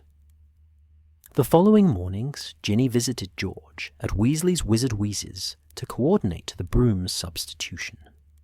Her brother listened intently to the plan, his expression growing more serious as she explained the stakes. "I can have 20 firebolts delivered to the stadium by tomorrow evening," George said, "absolutely identical to the ones both teams currently use, down to the personalized grip modifications and balance adjustments. My contact at the firebolt factory owes me several favors. This will use them all. But it's worth it." "Thank you, George," Ginny said gratefully. "This needs to be completely secret. If word gets out that we've switched the brooms—" "I understand," George interrupted gently. "Ginny, I know you're worried about the Harpies players, but you're doing everything possible to protect them. Sometimes that's all we can do." That afternoon, Ginny travelled to St. Mungo's Hospital for Magical Maladies and Injuries, where several former Quidditch players were being treated for long-term effects of the curse marks on their brooms.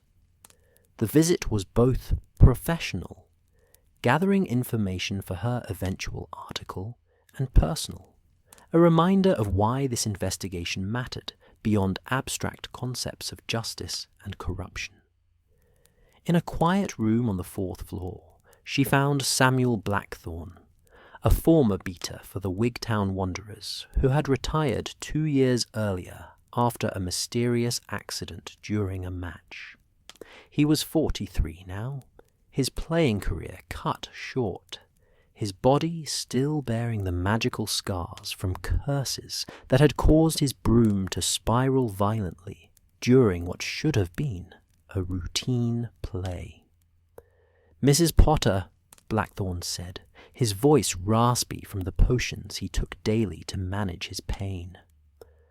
"I heard you were investigating what happened to us, to players like me who got caught in whatever dark magic someone was playing with." Ginny sat beside his bed, her heart aching at the visible cost of the conspiracy's greed. "I am," she confirmed, "and I promise you, the people responsible will face justice. We're very close to exposing everything." Blackthorne's eyes gleamed with something between hope and bitterness. "I loved flying, you know. From the first time I got on a broom at age 6, I knew Quidditch was my destiny. Played professionally for 15 years, represented my country in international matches. Then one day, my broom turned against me, and it all ended." He gestured at his scarred hands, still bearing the marks where dark magic had burned through his protective gloves when he desperately tried to control his malfunctioning broom. "The healers say I'll never fly again without risking permanent magical damage to my nervous system. The curses did something to how my body processes magical energy.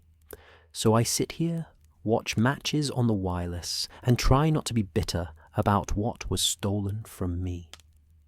"I'm sorry," Ginny said quietly, knowing the words were inadequate, but needing to say them anyway.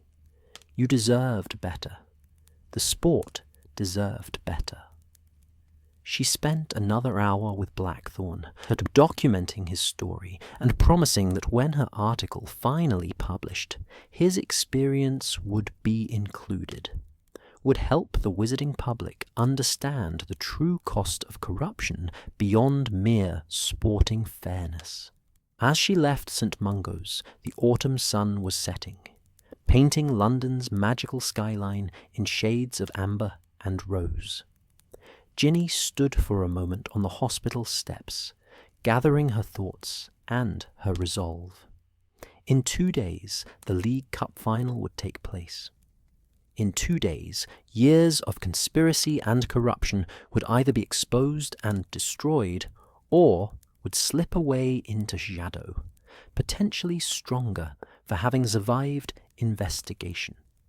She thought of McCormack hiding in a safe house, of Blackthorne confined to a hospital bed, of young players just beginning their careers who deserved to compete in a sport untainted by dark magic and criminal greed. She thought of her own children, who loved watching Quidditch and dreamed of perhaps playing professionally someday, and what kind of sporting world she wanted them to inherit. The fight ahead would be difficult, possibly dangerous. But Ginny had never backed down from difficult fights, had never let danger deter her from doing what was right. Tomorrow she would finalize her preparations. And the day after, at the League Cup final, truth would finally have its moment. The morning of the League Cup final dawned clear and crisp, the kind of perfect autumn day that seemed designed for Quidditch. Ginny stood at the bedroom window of their Godric's Hollow home, watching the sunrise paint the sky in shades of gold and pink, and felt the familiar pre-match tension that had accompanied her throughout her playing career, that mixture of anticipation and controlled nervousness that sharpened the senses and focused the mind. Harry came to stand beside her, his hand finding hers with the easy intimacy of long partnership. "Ready?" he asked quietly. And she knew he wasn't asking about the match itself, but about everything the day would bring. The careful orchestration of auras throughout the stadium, the substituted brooms waiting to protect unsuspecting players, the trap they'd set for conspirators who believed themselves untouchable. "Ready," Ginny confirmed, squeezing his hand. "Though I'll admit, I'd feel better if we knew who the architect was, if we had identified the conspiracy's true leadership." "We'll find them today," Harry said with quiet confidence. "When the plan fails, when the curses don't work and the match proceeds honestly, someone will panic. Someone will reveal themselves through their reaction. We just need to be watching carefully." Breakfast was a subdued affair, despite the children's excitement. James was particularly enthusiastic about attending the Cup final, his first major Quidditch match, and kept asking questions about the teams, the players, the significance of the trophy. Ginny answered with practiced patience, grateful for the normalcy of her son's chatter, even as her mind tracked through the day's hidden agenda. Ron and Hermione arrived mid-morning to collect the children, who would sit with them in a secure section of the stadium far from where the main aura operation would unfold. The arrangement had been Harry's insistence. He wanted his family present, but protected, where Ron could ensure their safety if anything went wrong. "We'll take good care of them," Hermione assured Ginny, her expression conveying understanding of the maternal anxiety that accompanied sending children into a situation that might turn dangerous. "Ron's already scouted our seats. We're positioned with clear exit routes and direct line of sight to 3 different aura stations." The stadium rose from the countryside, like a magnificent monument to wizarding sport, its enchanted spires reaching towards the sky, banners in the colours of Puddlemere United, and the Holyhead Harpies rippling in magical breezes that never quite stilled. Thousands of witches and wizards were already streaming toward the entrances, their excitement palpable in the autumn air. Families with children, groups of students from Hogwarts on sanctioned outings, elderly wizards who remembered when the cup had been won by teams long since dissolved. Ginny entered through the press entrance, her credentials examined by security, who had no idea that the cheerful witch-checking bags was actually an auror in disguise. The press box was already filling with journalists from every major wizarding publication: the Daily Prophet, the Evening Prophet, Witch Weekly, the Quibbler, Seeker Weekly, and international reporters from European and American magical newspapers. Mortimer Fleet waved her over enthusiastically. "Potter, magnificent day for the final, eh? I've got you positioned right at the centre rail, best view in the house. Whatever happens today, I want comprehensive coverage. This is the biggest match of the season." If only he knew, Ginny thought, settling into her assigned seat and withdrawing her enchanted quill and parchment. The press box offered a commanding view of the entire pitch: the 3 goal hoops at either end, the central circle where the balls would be released, the team benches, and the VIP boxes where league officials and prominent spectators would watch the match. Through her press credentials, Ginny had learned that Cornelius Twist, the league administrator she'd long suspected of involvement in the conspiracy, would be seated in the central VIP box. Cassius Rookwood, whose connection to Death Eater Networks Ron had uncovered, was also expected to attend as part of the Department of Magical Games and Sports official delegation. Harry's voice spoke softly in her ear, a communication charm he'd placed on her that morning, invisible and untraceable. All positions are manned. George confirmed the Broom substitution was completed at 4 this morning. Neither team's management has noticed the switch. We're ready to proceed. Ginny touched her press badge twice in quick succession, their pre-arranged signal that she'd received and understood the message. Around her, journalists chatted excitedly, comparing notes on the team's seasons, debating probable outcomes, completely unaware that the match they'd come to cover would become the site of the most significant sports scandal in wizarding history. The stadium filled rapidly as match time approached. The roar of 40,000 spectators created a sound like distant thunder, punctuated by cheers as supporters of each team rallied their fellows. Magical banners unfurled across entire sections, the Harpies green and gold fighting for visual dominance against Puddlemere's navy and gold. Ginny spotted her former teammates emerging from the Harpies' changing room for their pre-match warm-up, and her heart clenched with protective concern. Gwenog Jones, the team captain who had mentored Ginny during her professional years, led the team onto the pitch with characteristic confidence. The players mounted their brooms, the secretly substituted firebolts that George had delivered, and began their warm-up drills, completely unaware of the danger they'd been spared. Ladies and gentlemen, witches and wizards.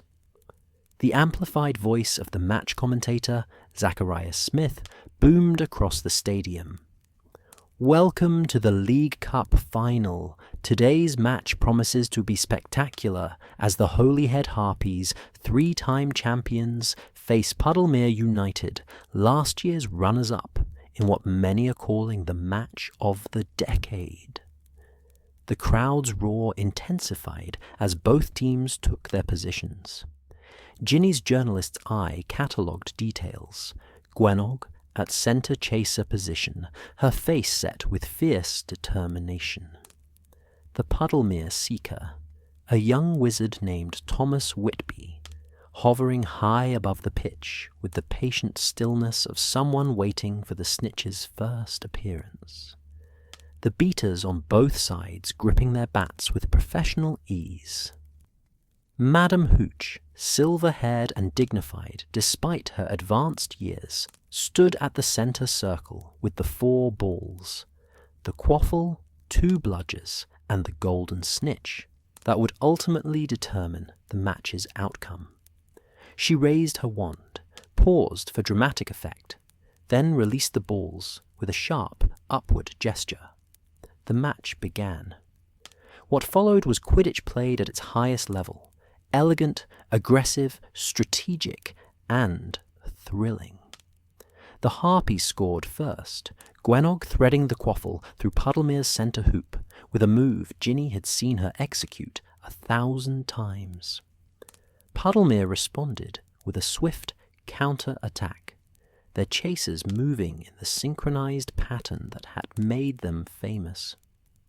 Ginny documented everything with her enchanted quill, while her eyes searched constantly for signs of the conspiracy's interference. But the Brooms responded perfectly to their riders' commands. No sudden failures, no mysterious malfunctions, no players losing control at crucial moments. In the VIP box, she could see Cornelius Twist, leaning forward with increasing agitation, his face reddening as the match progressed exactly as it should, determined by skill rather than sabotage. Beside him, Cassius Rookwood was speaking urgently into what appeared to be a communication device, his expression shifting from confidence to confusion to alarm.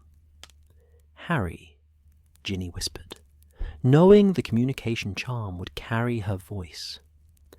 "Twist and Rookwood are panicking. Something's wrong from their perspective. which means something's very right from ours.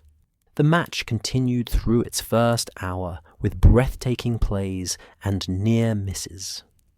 The score remained close, 110-90 in favour of the Harpies, with both seekers still hunting for the snitch.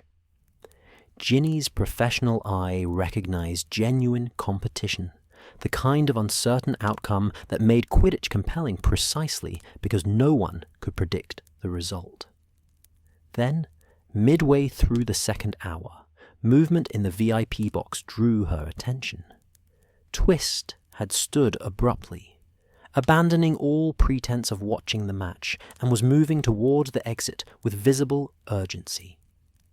Rookwood followed, along with two other officials Ginny didn't recognise. "They're moving," she reported quietly. 4 officials leaving the VIP box, heading toward the administrative corridors. "We see them," Harry's voice responded. "Auror teams are in position. Continue observing and documenting." What Ginny couldn't see, but Harry could from his vantage point in the security office beneath the stadium, was the careful choreography of Aurors moving to intercept the fleeing officials. Ron led one team through the public corridors, while other Aurors sealed emergency exits and monitoring stations throughout the facility. The match continued above, Gwenog scoring again to extend the Harpies' lead, the crowd roaring its approval. But beneath the stadium, in corridors designed for staff and officials, a different confrontation was unfolding. Twist burst into what he believed was a secure communication room, Rookwood and the others following.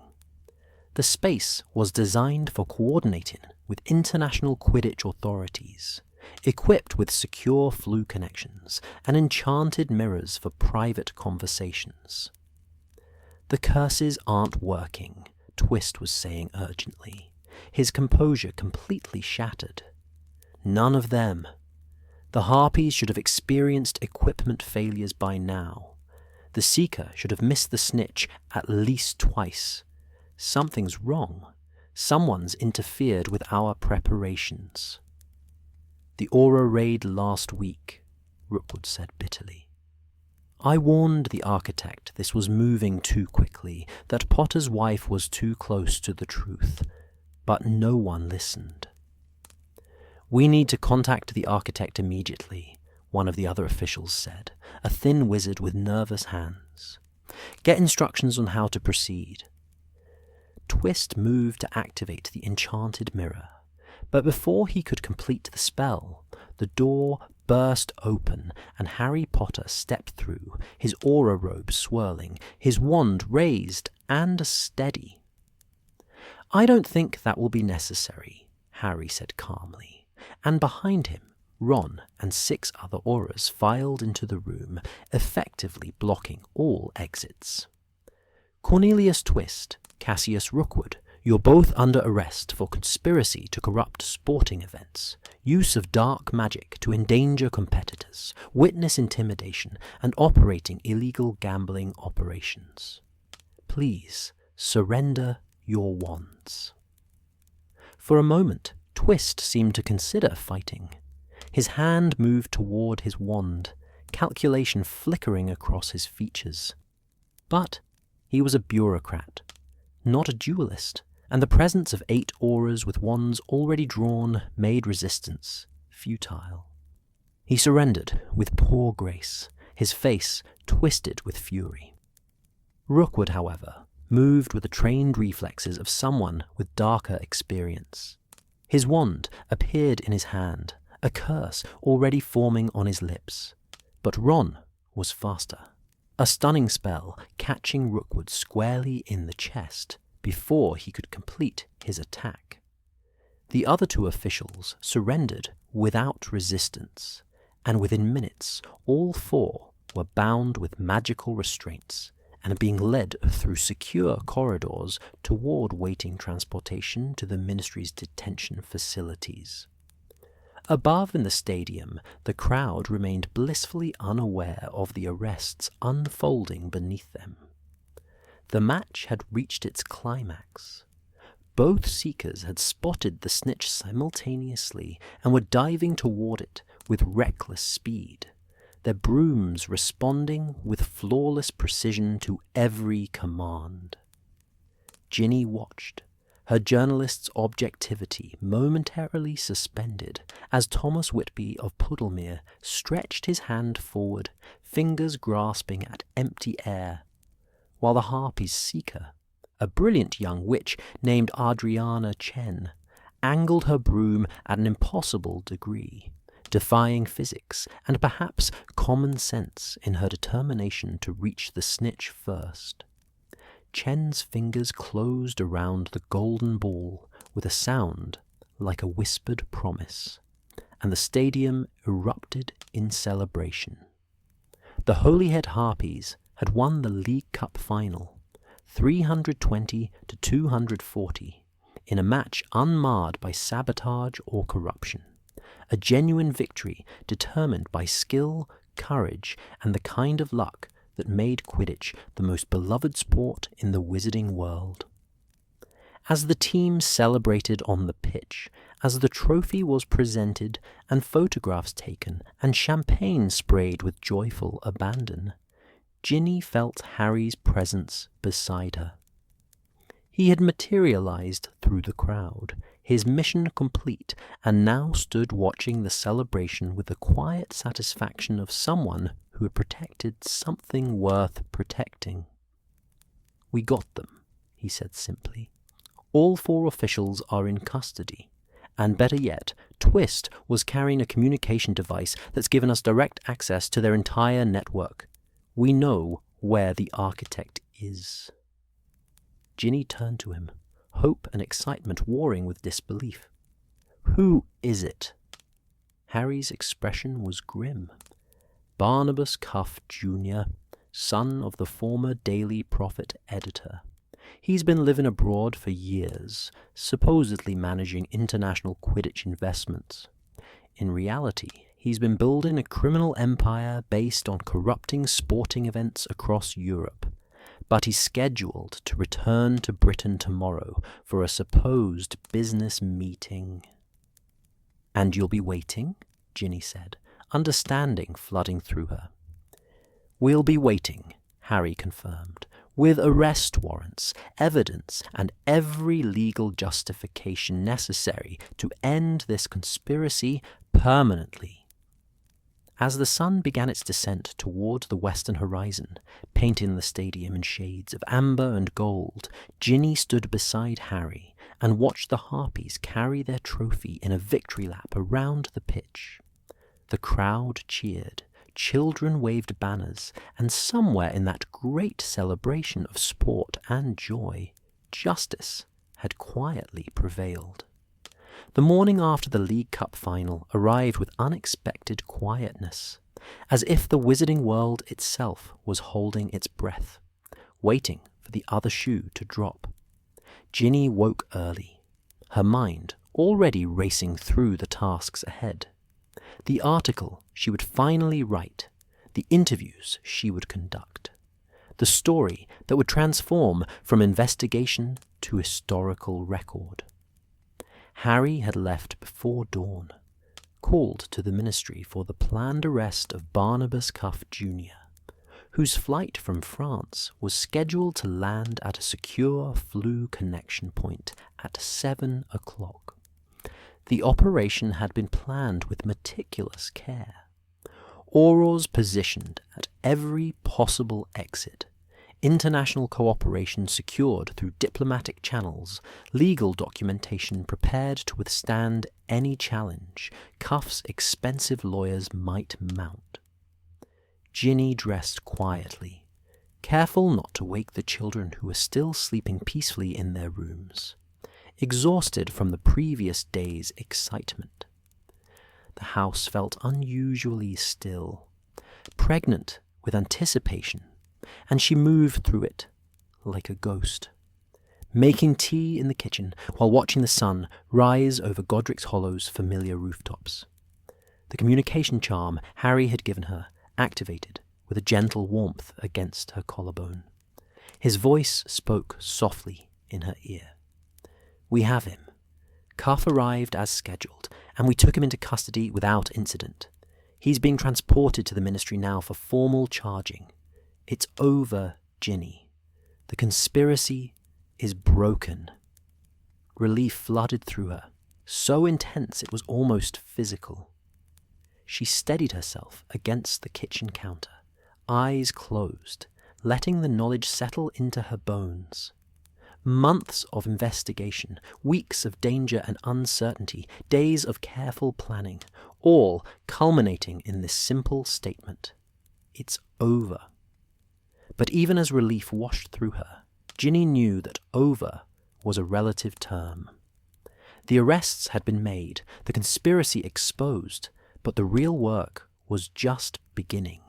The trials, the institutional reforms, the rebuilding of trust in a sport that had been corrupted from within.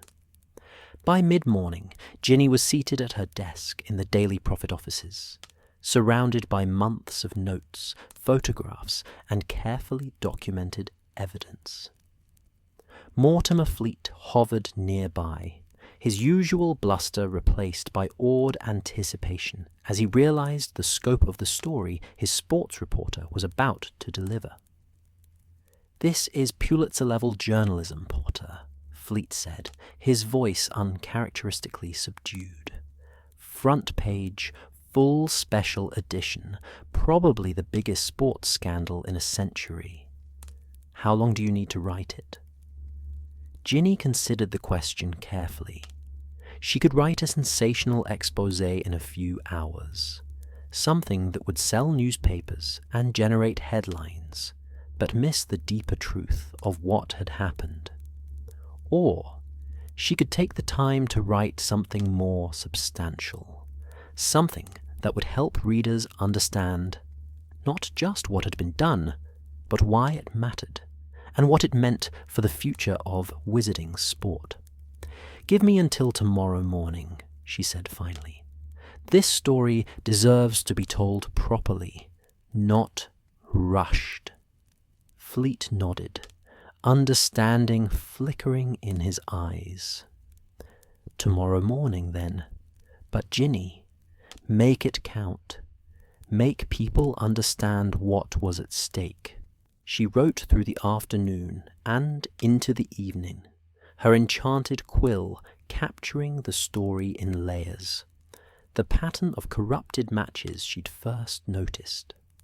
Marcus Flint's courageous decision to come forward despite personal risk.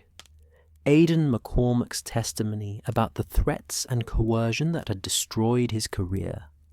The technical sophistication of the curse brooms that George had analysed, the web of betting operations that had stretched across international borders. But she also wrote about the human cost. Samuel Blackthorne in his hospital bed, his flying career ended by dark magic. The families of players who had lived in fear of retaliation.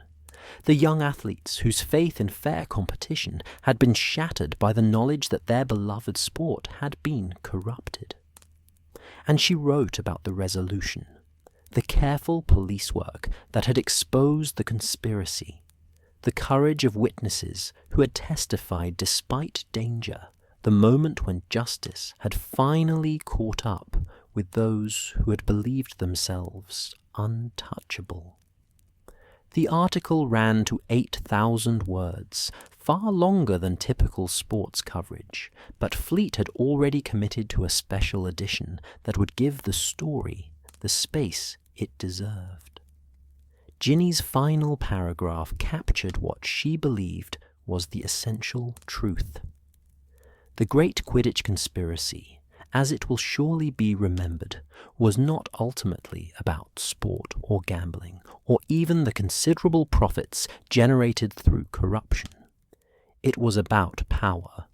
The power of criminals to corrupt institutions, to intimidate victims into silence, to operate with impunity because they believed no one would care enough about mere games to challenge them. But they underestimated the importance of sport in our community, and they underestimated the courage of ordinary people who refused to let corruption prevail. In the end, Quidditch was saved not by grand gestures or dramatic confrontations, but by the steady accumulation of evidence, the patient work of investigators, and the fundamental belief that some things, joy, fair play, honest competition, are worth fighting to preserve. She submitted the article just after midnight, then sat in the quiet office watching the enchanted printing presses roar to life, producing thousands of copies that would be distributed throughout the wizarding world by morning. The weight of months of work seemed to lift from her shoulders, replaced by a different kind of exhaustion, the satisfied tiredness that came from a job completed well. Harry found her there an hour later, having returned from the ministry after ensuring that all the arrested conspirators were securely detained and properly charged. He read her article in silence, his expression shifting through pride, concern, and finally a deep satisfaction that matched her own. "You told it perfectly," he said quietly, pulling her into an embrace. "Not just what happened, but what it meant. People will understand now why this mattered so much." The next morning, the wizarding world woke to headlines that screamed across every newspaper. "Massive Quidditch Conspiracy Exposed. Ministry Arrests Ring of Match Fixers. Dark Magic Found in Professional Brooms." But it was Ginny's article in the Daily Prophet that set the tone for public reaction, thoughtful, comprehensive, and ultimately hopeful that justice had been served and reforms would follow. The response was immediate and overwhelming. Howlers arrived at the ministry demanding that everyone involved in the conspiracy face maximum penalties. Editorials called for the complete restructuring of the Department of Magical Games and Sports. Former players who had suffered under the conspiracy's influence came forward with their own stories, no longer afraid to speak truth now that the organization's power had been broken. The Wizengamot convened an emergency session to address the crisis, and Kingsley Shacklebolt used his political capital to push through sweeping reforms. The Department of Magical Games and Sports was placed under temporary oversight by the Auror Office. New regulations required transparency in betting operations, mandatory cursed object screening for all professional equipment, and protection for whistleblowers who reported suspected corruption. 3 days after the arrests, Ginny received an unexpected visit at her home. Gwenog Jones stood at the door, still wearing her Harpies jersey from practice, her weathered face showing signs of sleepless nights, but also profound relief. "I needed to thank you personally," Gwenog said as Ginny welcomed her inside. "I knew something was wrong this season. Our brooms felt off, results didn't make sense, players were acting frightened, but I couldn't prove anything. I felt like I was failing my team by not protecting them from whatever was happening." They sat together in the comfortable living room where Ginny had spent so many hours planning the investigation, and Gwenog shared her own perspective on the conspiracy's impact. Several Harpies players had received threatening letters similar to those sent to McCormack, though they'd been too frightened to report them. The team's equipment manager had noticed the cursed runes, but had been dismissed by league officials when he tried to raise concerns. The worst part was feeling helpless, Gwenog admitted, her usual confidence cracking slightly. I've captained this team for 15 years, faced down the toughest opponents in Europe, won championships against impossible odds. But I couldn't protect my players from an enemy I couldn't see or identify. That failure haunted me. You didn't fail them, Ginny said firmly. The system failed them. The officials who were supposed to ensure fair play were corrupted. The authorities who should have investigated dismissed legitimate concerns. But now that system is being rebuilt, and it's stronger for having been tested and reformed. Gwenog nodded slowly, some of the tension easing from her shoulders. The new regulations will help. Mandatory equipment inspections by independent specialists, anonymous reporting channels for suspected corruption, or oversight of major matches. It's not perfect, but it's better than what we had. Over the following weeks, the trials began. Cornelius Twist, Cassius Rookwood, and the other arrested officials faced charges in open court, with testimony from McCormack, Flint, and dozens of other witnesses painting a damning picture of systematic corruption. The prosecutions were handled by Hermione, who had temporarily returned to magical law practice specifically for these cases. And her meticulous preparation left no room for the conspirators to escape justice through legal maneuvering. Barnabas Cuff Jr. proved the most challenging defendant. His expensive legal team attempted to argue that he had merely operated a legitimate gambling business and couldn't be held responsible for how others had used his betting services. But the communication device seized from Twist contained irrefutable evidence of Cuff's direct involvement, detailed instructions about which matches to target, which players to threaten, how to place the curse runes without detection. The trial lasted 3 weeks and captivated the wizarding world. Ginny attended every session, documenting the proceedings for a series of articles that would later be collected into a book about the scandal. She watched as McCormack gave his testimony with quiet courage, describing the threats that had destroyed his career and the relief he felt, knowing that no other player would face similar coercion. She listened as magical forensics experts explained the sophisticated dark magic used in the cursed brooms, and as financial investigators detailed the millions of galleons that had flowed through the conspiracy's betting operations. When the verdicts came, they were unanimous and severe. Cuff received 15 years in Azkaban for conspiracy, racketeering, and use of dark magic to endanger others. Twist and Rookwood received 12 years each. The other officials received sentences ranging from 5 to 10 years, depending on their level of involvement. But the conspiracy's end brought complications beyond simple justice. The League Cup final that the Harpies had won was now tainted by questions about whether previous matches in the tournament had been compromised. The league decided to let the results stand. The final itself had been played fairly, and the Harpies had earned their victory, but placed asterisks beside the records of matches known to have been affected by sabotage.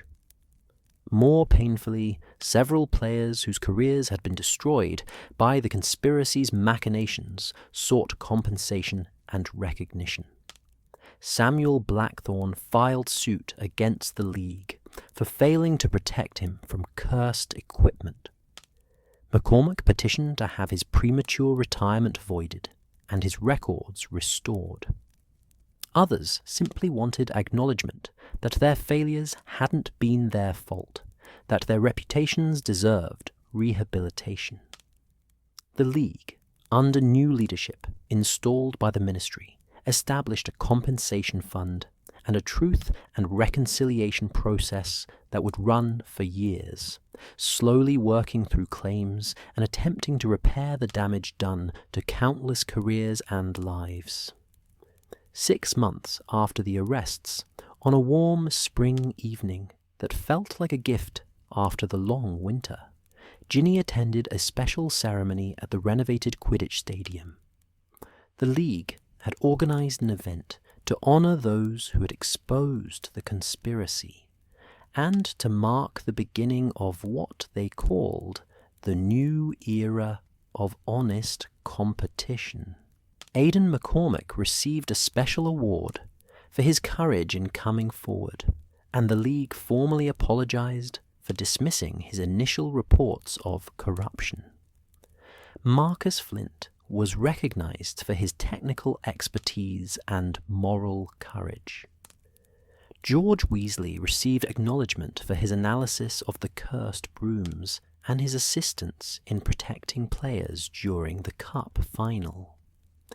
And Ginny herself received the Quidditch Journalism Award for Excellence in Investigative Reporting, presented by none other than Gwenog Jones, who spoke eloquently about how Ginny's work had not only exposed wrongdoing, but had articulated why the sport mattered and why its integrity was worth fighting to preserve. "Some people think of Quidditch as just a game," Gwenog said to the assembled crowd, her voice carrying across the stadium through amplification charms. "But it's more than that. It's community, tradition, a way for us to test ourselves and celebrate excellence. When that gets corrupted, when the outcomes are determined by criminals rather than skill, we lose something essential about who we are as a magical society." Ginny Potter understood that, and she fought to preserve it. For that, we are all in her debt. Harry sat in the audience with their children, all three watching with obvious pride as Ginny accepted the award. Later, at the reception that followed, James approached his mother with unusual seriousness for a 13-year-old. "Mum," he said quietly, "I want to be like you when I grow up. Not just a Quidditch player. I want to be someone who makes things right when they're wrong." Ginny felt tears prick her eyes at the simple earnestness of her son's declaration. "You already are that person, James. Every time you stand up for someone being bullied at school, every time you tell the truth, even when it's difficult, you're already making things right." As the evening progressed and the celebrations continued, Ginny found herself standing at the edge of the pitch, looking out over the grass where she had once played professionally, where she had experienced some of her greatest triumphs and most profound joys. The stadium was nearly empty now, most guests having moved inside to the reception, and the quiet felt meditative, almost sacred. Harry joined her, as he so often did, their partnership as natural as breathing. They stood together in comfortable silence, watching the last light fade from the western sky. "Do you miss it?" Harry asked finally. "Playing professionally, being out there instead of in the press box?" Ginny considered the question carefully. "Sometimes," she admitted. "I miss the physical sensation of flying, the pure focus of competition, the camaraderie of the team. But this," she gestured at the empty stadium, "this matters too. Maybe more in some ways. Playing Quidditch brought joy to thousands, but exposing this conspiracy, protecting the sport's integrity, that preserves the possibility of joy for generations to come." "You sound like a philosopher," Harry teased gently. "I sound like someone who's getting older and occasionally wiser," Ginny corrected with a smile. "Though I reserve the right to still act foolishly on occasion." They walked back to the reception together, their children's laughter audible from inside, the warm glow of celebration spilling out into the spring evening.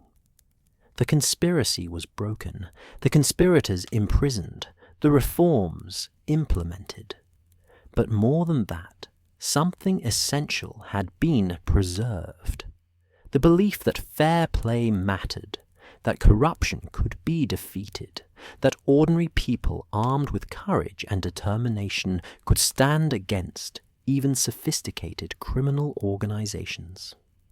In the weeks that followed, life gradually returned to normal, though changed in subtle ways. Ginny continued her work at the Daily Prophet, now as the paper's lead investigative sports reporter, with a reputation that extended far beyond Quidditch coverage. She received offers from international publications, invitations to speak at conferences about sports integrity, requests to consult on anti-corruption measures for other sporting organizations. Harry's work at the Aura office had been similarly affected. The successful dismantling of the Quidditch conspiracy had demonstrated the effectiveness of patient, methodical investigation combined with interdepartmental cooperation. He used the credibility gained to push for other reforms, other improvements in how magical law enforcement operated. But perhaps the most profound changes were the smallest ones. McCormack gradually returning to public life, eventually accepting a position as a Quidditch commentator, where his insights and obvious love for the sport won him new admirers. Blackthorn's successful lawsuit leading to improved safety protocols and long-term support for injured players. Young athletes entering professional Quidditch with renewed confidence that the sport they loved would be protected from those who would corrupt it. 1 year after the conspiracy's exposure, on the anniversary of that dramatic cup final, Ginny wrote a follow-up article for the Daily Prophet. It was shorter than her original exposé, more reflective than investigative, and it focused not on what had been lost, but on what had been gained. She wrote about the new generation of players entering the league, who took for granted the protections and transparency that had been hard-won through scandal and reform. She wrote about the rebuilding of trust between players and officials, a process that was ongoing but showing real progress. She wrote about the economic recovery of the sport, as fans who had been disillusioned by the corruption returned with renewed enthusiasm. And she wrote about legacy, not the legacy of the criminals who had been caught and punished, but the legacy of those who had stood against them. McCormack's courage had inspired other victims to come forward in other contexts, proving that speaking truth to power, though frightening, could lead to genuine change. Flint's technical expertise had led to his consulting on equipment safety across all professional sports. The reforms implemented in Quidditch had become a model for other sporting organizations facing similar challenges. In the end, Ginny concluded her article, the Great Quidditch Conspiracy will be remembered not for the criminals who perpetrated it, but for those who stopped it. Their legacy is a sport that survived its darkest moment and emerged stronger, more vigilant, and more committed to the values that make competition meaningful. That is a legacy worth celebrating and worth protecting for generations yet to come. The article ran on the anniversary date, accompanied by photographs of the Reformed League, testimonials from players, and statistics showing the sport's remarkable recovery. But for Ginny, the true measure of success came not from newspaper circulation or awards, but from the simple knowledge that when her children or grandchildren eventually attended Quidditch matches, they would be watching genuine competition, untainted by the corruption that had once threatened to destroy it. That evening, the Potter family gathered in their Godric's Hollow garden for a simple dinner, the kind of ordinary family occasion that felt precious precisely because it was unremarkable.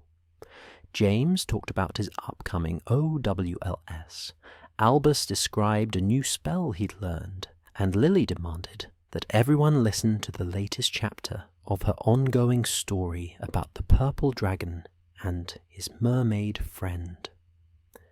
As twilight deepened and the first stars appeared in the clear spring sky, Ginny felt a profound contentment settle over her. The great battle was over, the conspiracy defeated, justice served. But more importantly, life continued. Messy, beautiful, ordinary life filled with children's laughter and family dinners and the simple pleasures of peaceful evenings. She had fought for this, she realized. Not just for abstract concepts like justice or integrity, but for this specific reality. A world where children could grow up loving Quidditch without fear that the sport was corrupted. Where families could attend matches confident in honest competition. Where ordinary goodness could prevail over sophisticated evil. Harry caught her eye across the table and smiled, understanding, as always, what she was thinking, without need for words. They had both spent their youth fighting a war against dark magic and those who would subjugate others. But, in some ways, this fight against corruption had been equally important. A defense of the peaceful, joyful life they'd fought the war to make possible. As the evening deepened into night and the children's voices gradually quieted towards sleep, Ginny stood once more at the garden's edge, looking out over the village where she and Harry had built their life together. Somewhere in the darkness, Quidditch pitches stood empty and quiet, waiting for tomorrow's practices and matches. And on those pitches, players would fly with skill and courage, competing honestly, their brooms responding faithfully to their commands, their victories earned rather than bought.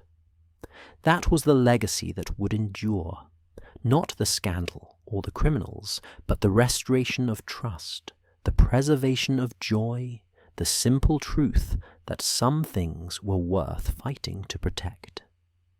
And in that legacy, Ginny found a peace that transcended awards or recognition, a satisfaction that came from knowing she had helped preserve something genuinely good in a world that needed all the goodness it could protect. And so, dear listener, we reach the end of our tale, where justice has been served and integrity restored, where heroes have found peace in ordinary life and the sport they loved has been preserved for future generations. Let this story carry you now into deep and restful sleep, knowing that courage combined with patience can overcome even deeply rooted corruption, and that the legacy we leave is measured not in grand gestures, but in the small, essential things we protect for those who come after us. Rest now, dear listener, and dream of honest competition, of broomsticks flying true through starlit skies, of children who will grow up in a world made better by those who refuse to let darkness prevail. Sleep well and wake refreshed, carrying with you the knowledge that every fight for what is right, no matter how small it may seem, echoes through time in ways we cannot always predict, but can always trust will matter. Good night, and may your dreams be filled with magic, courage, and the enduring promise that morning always follows the longest night.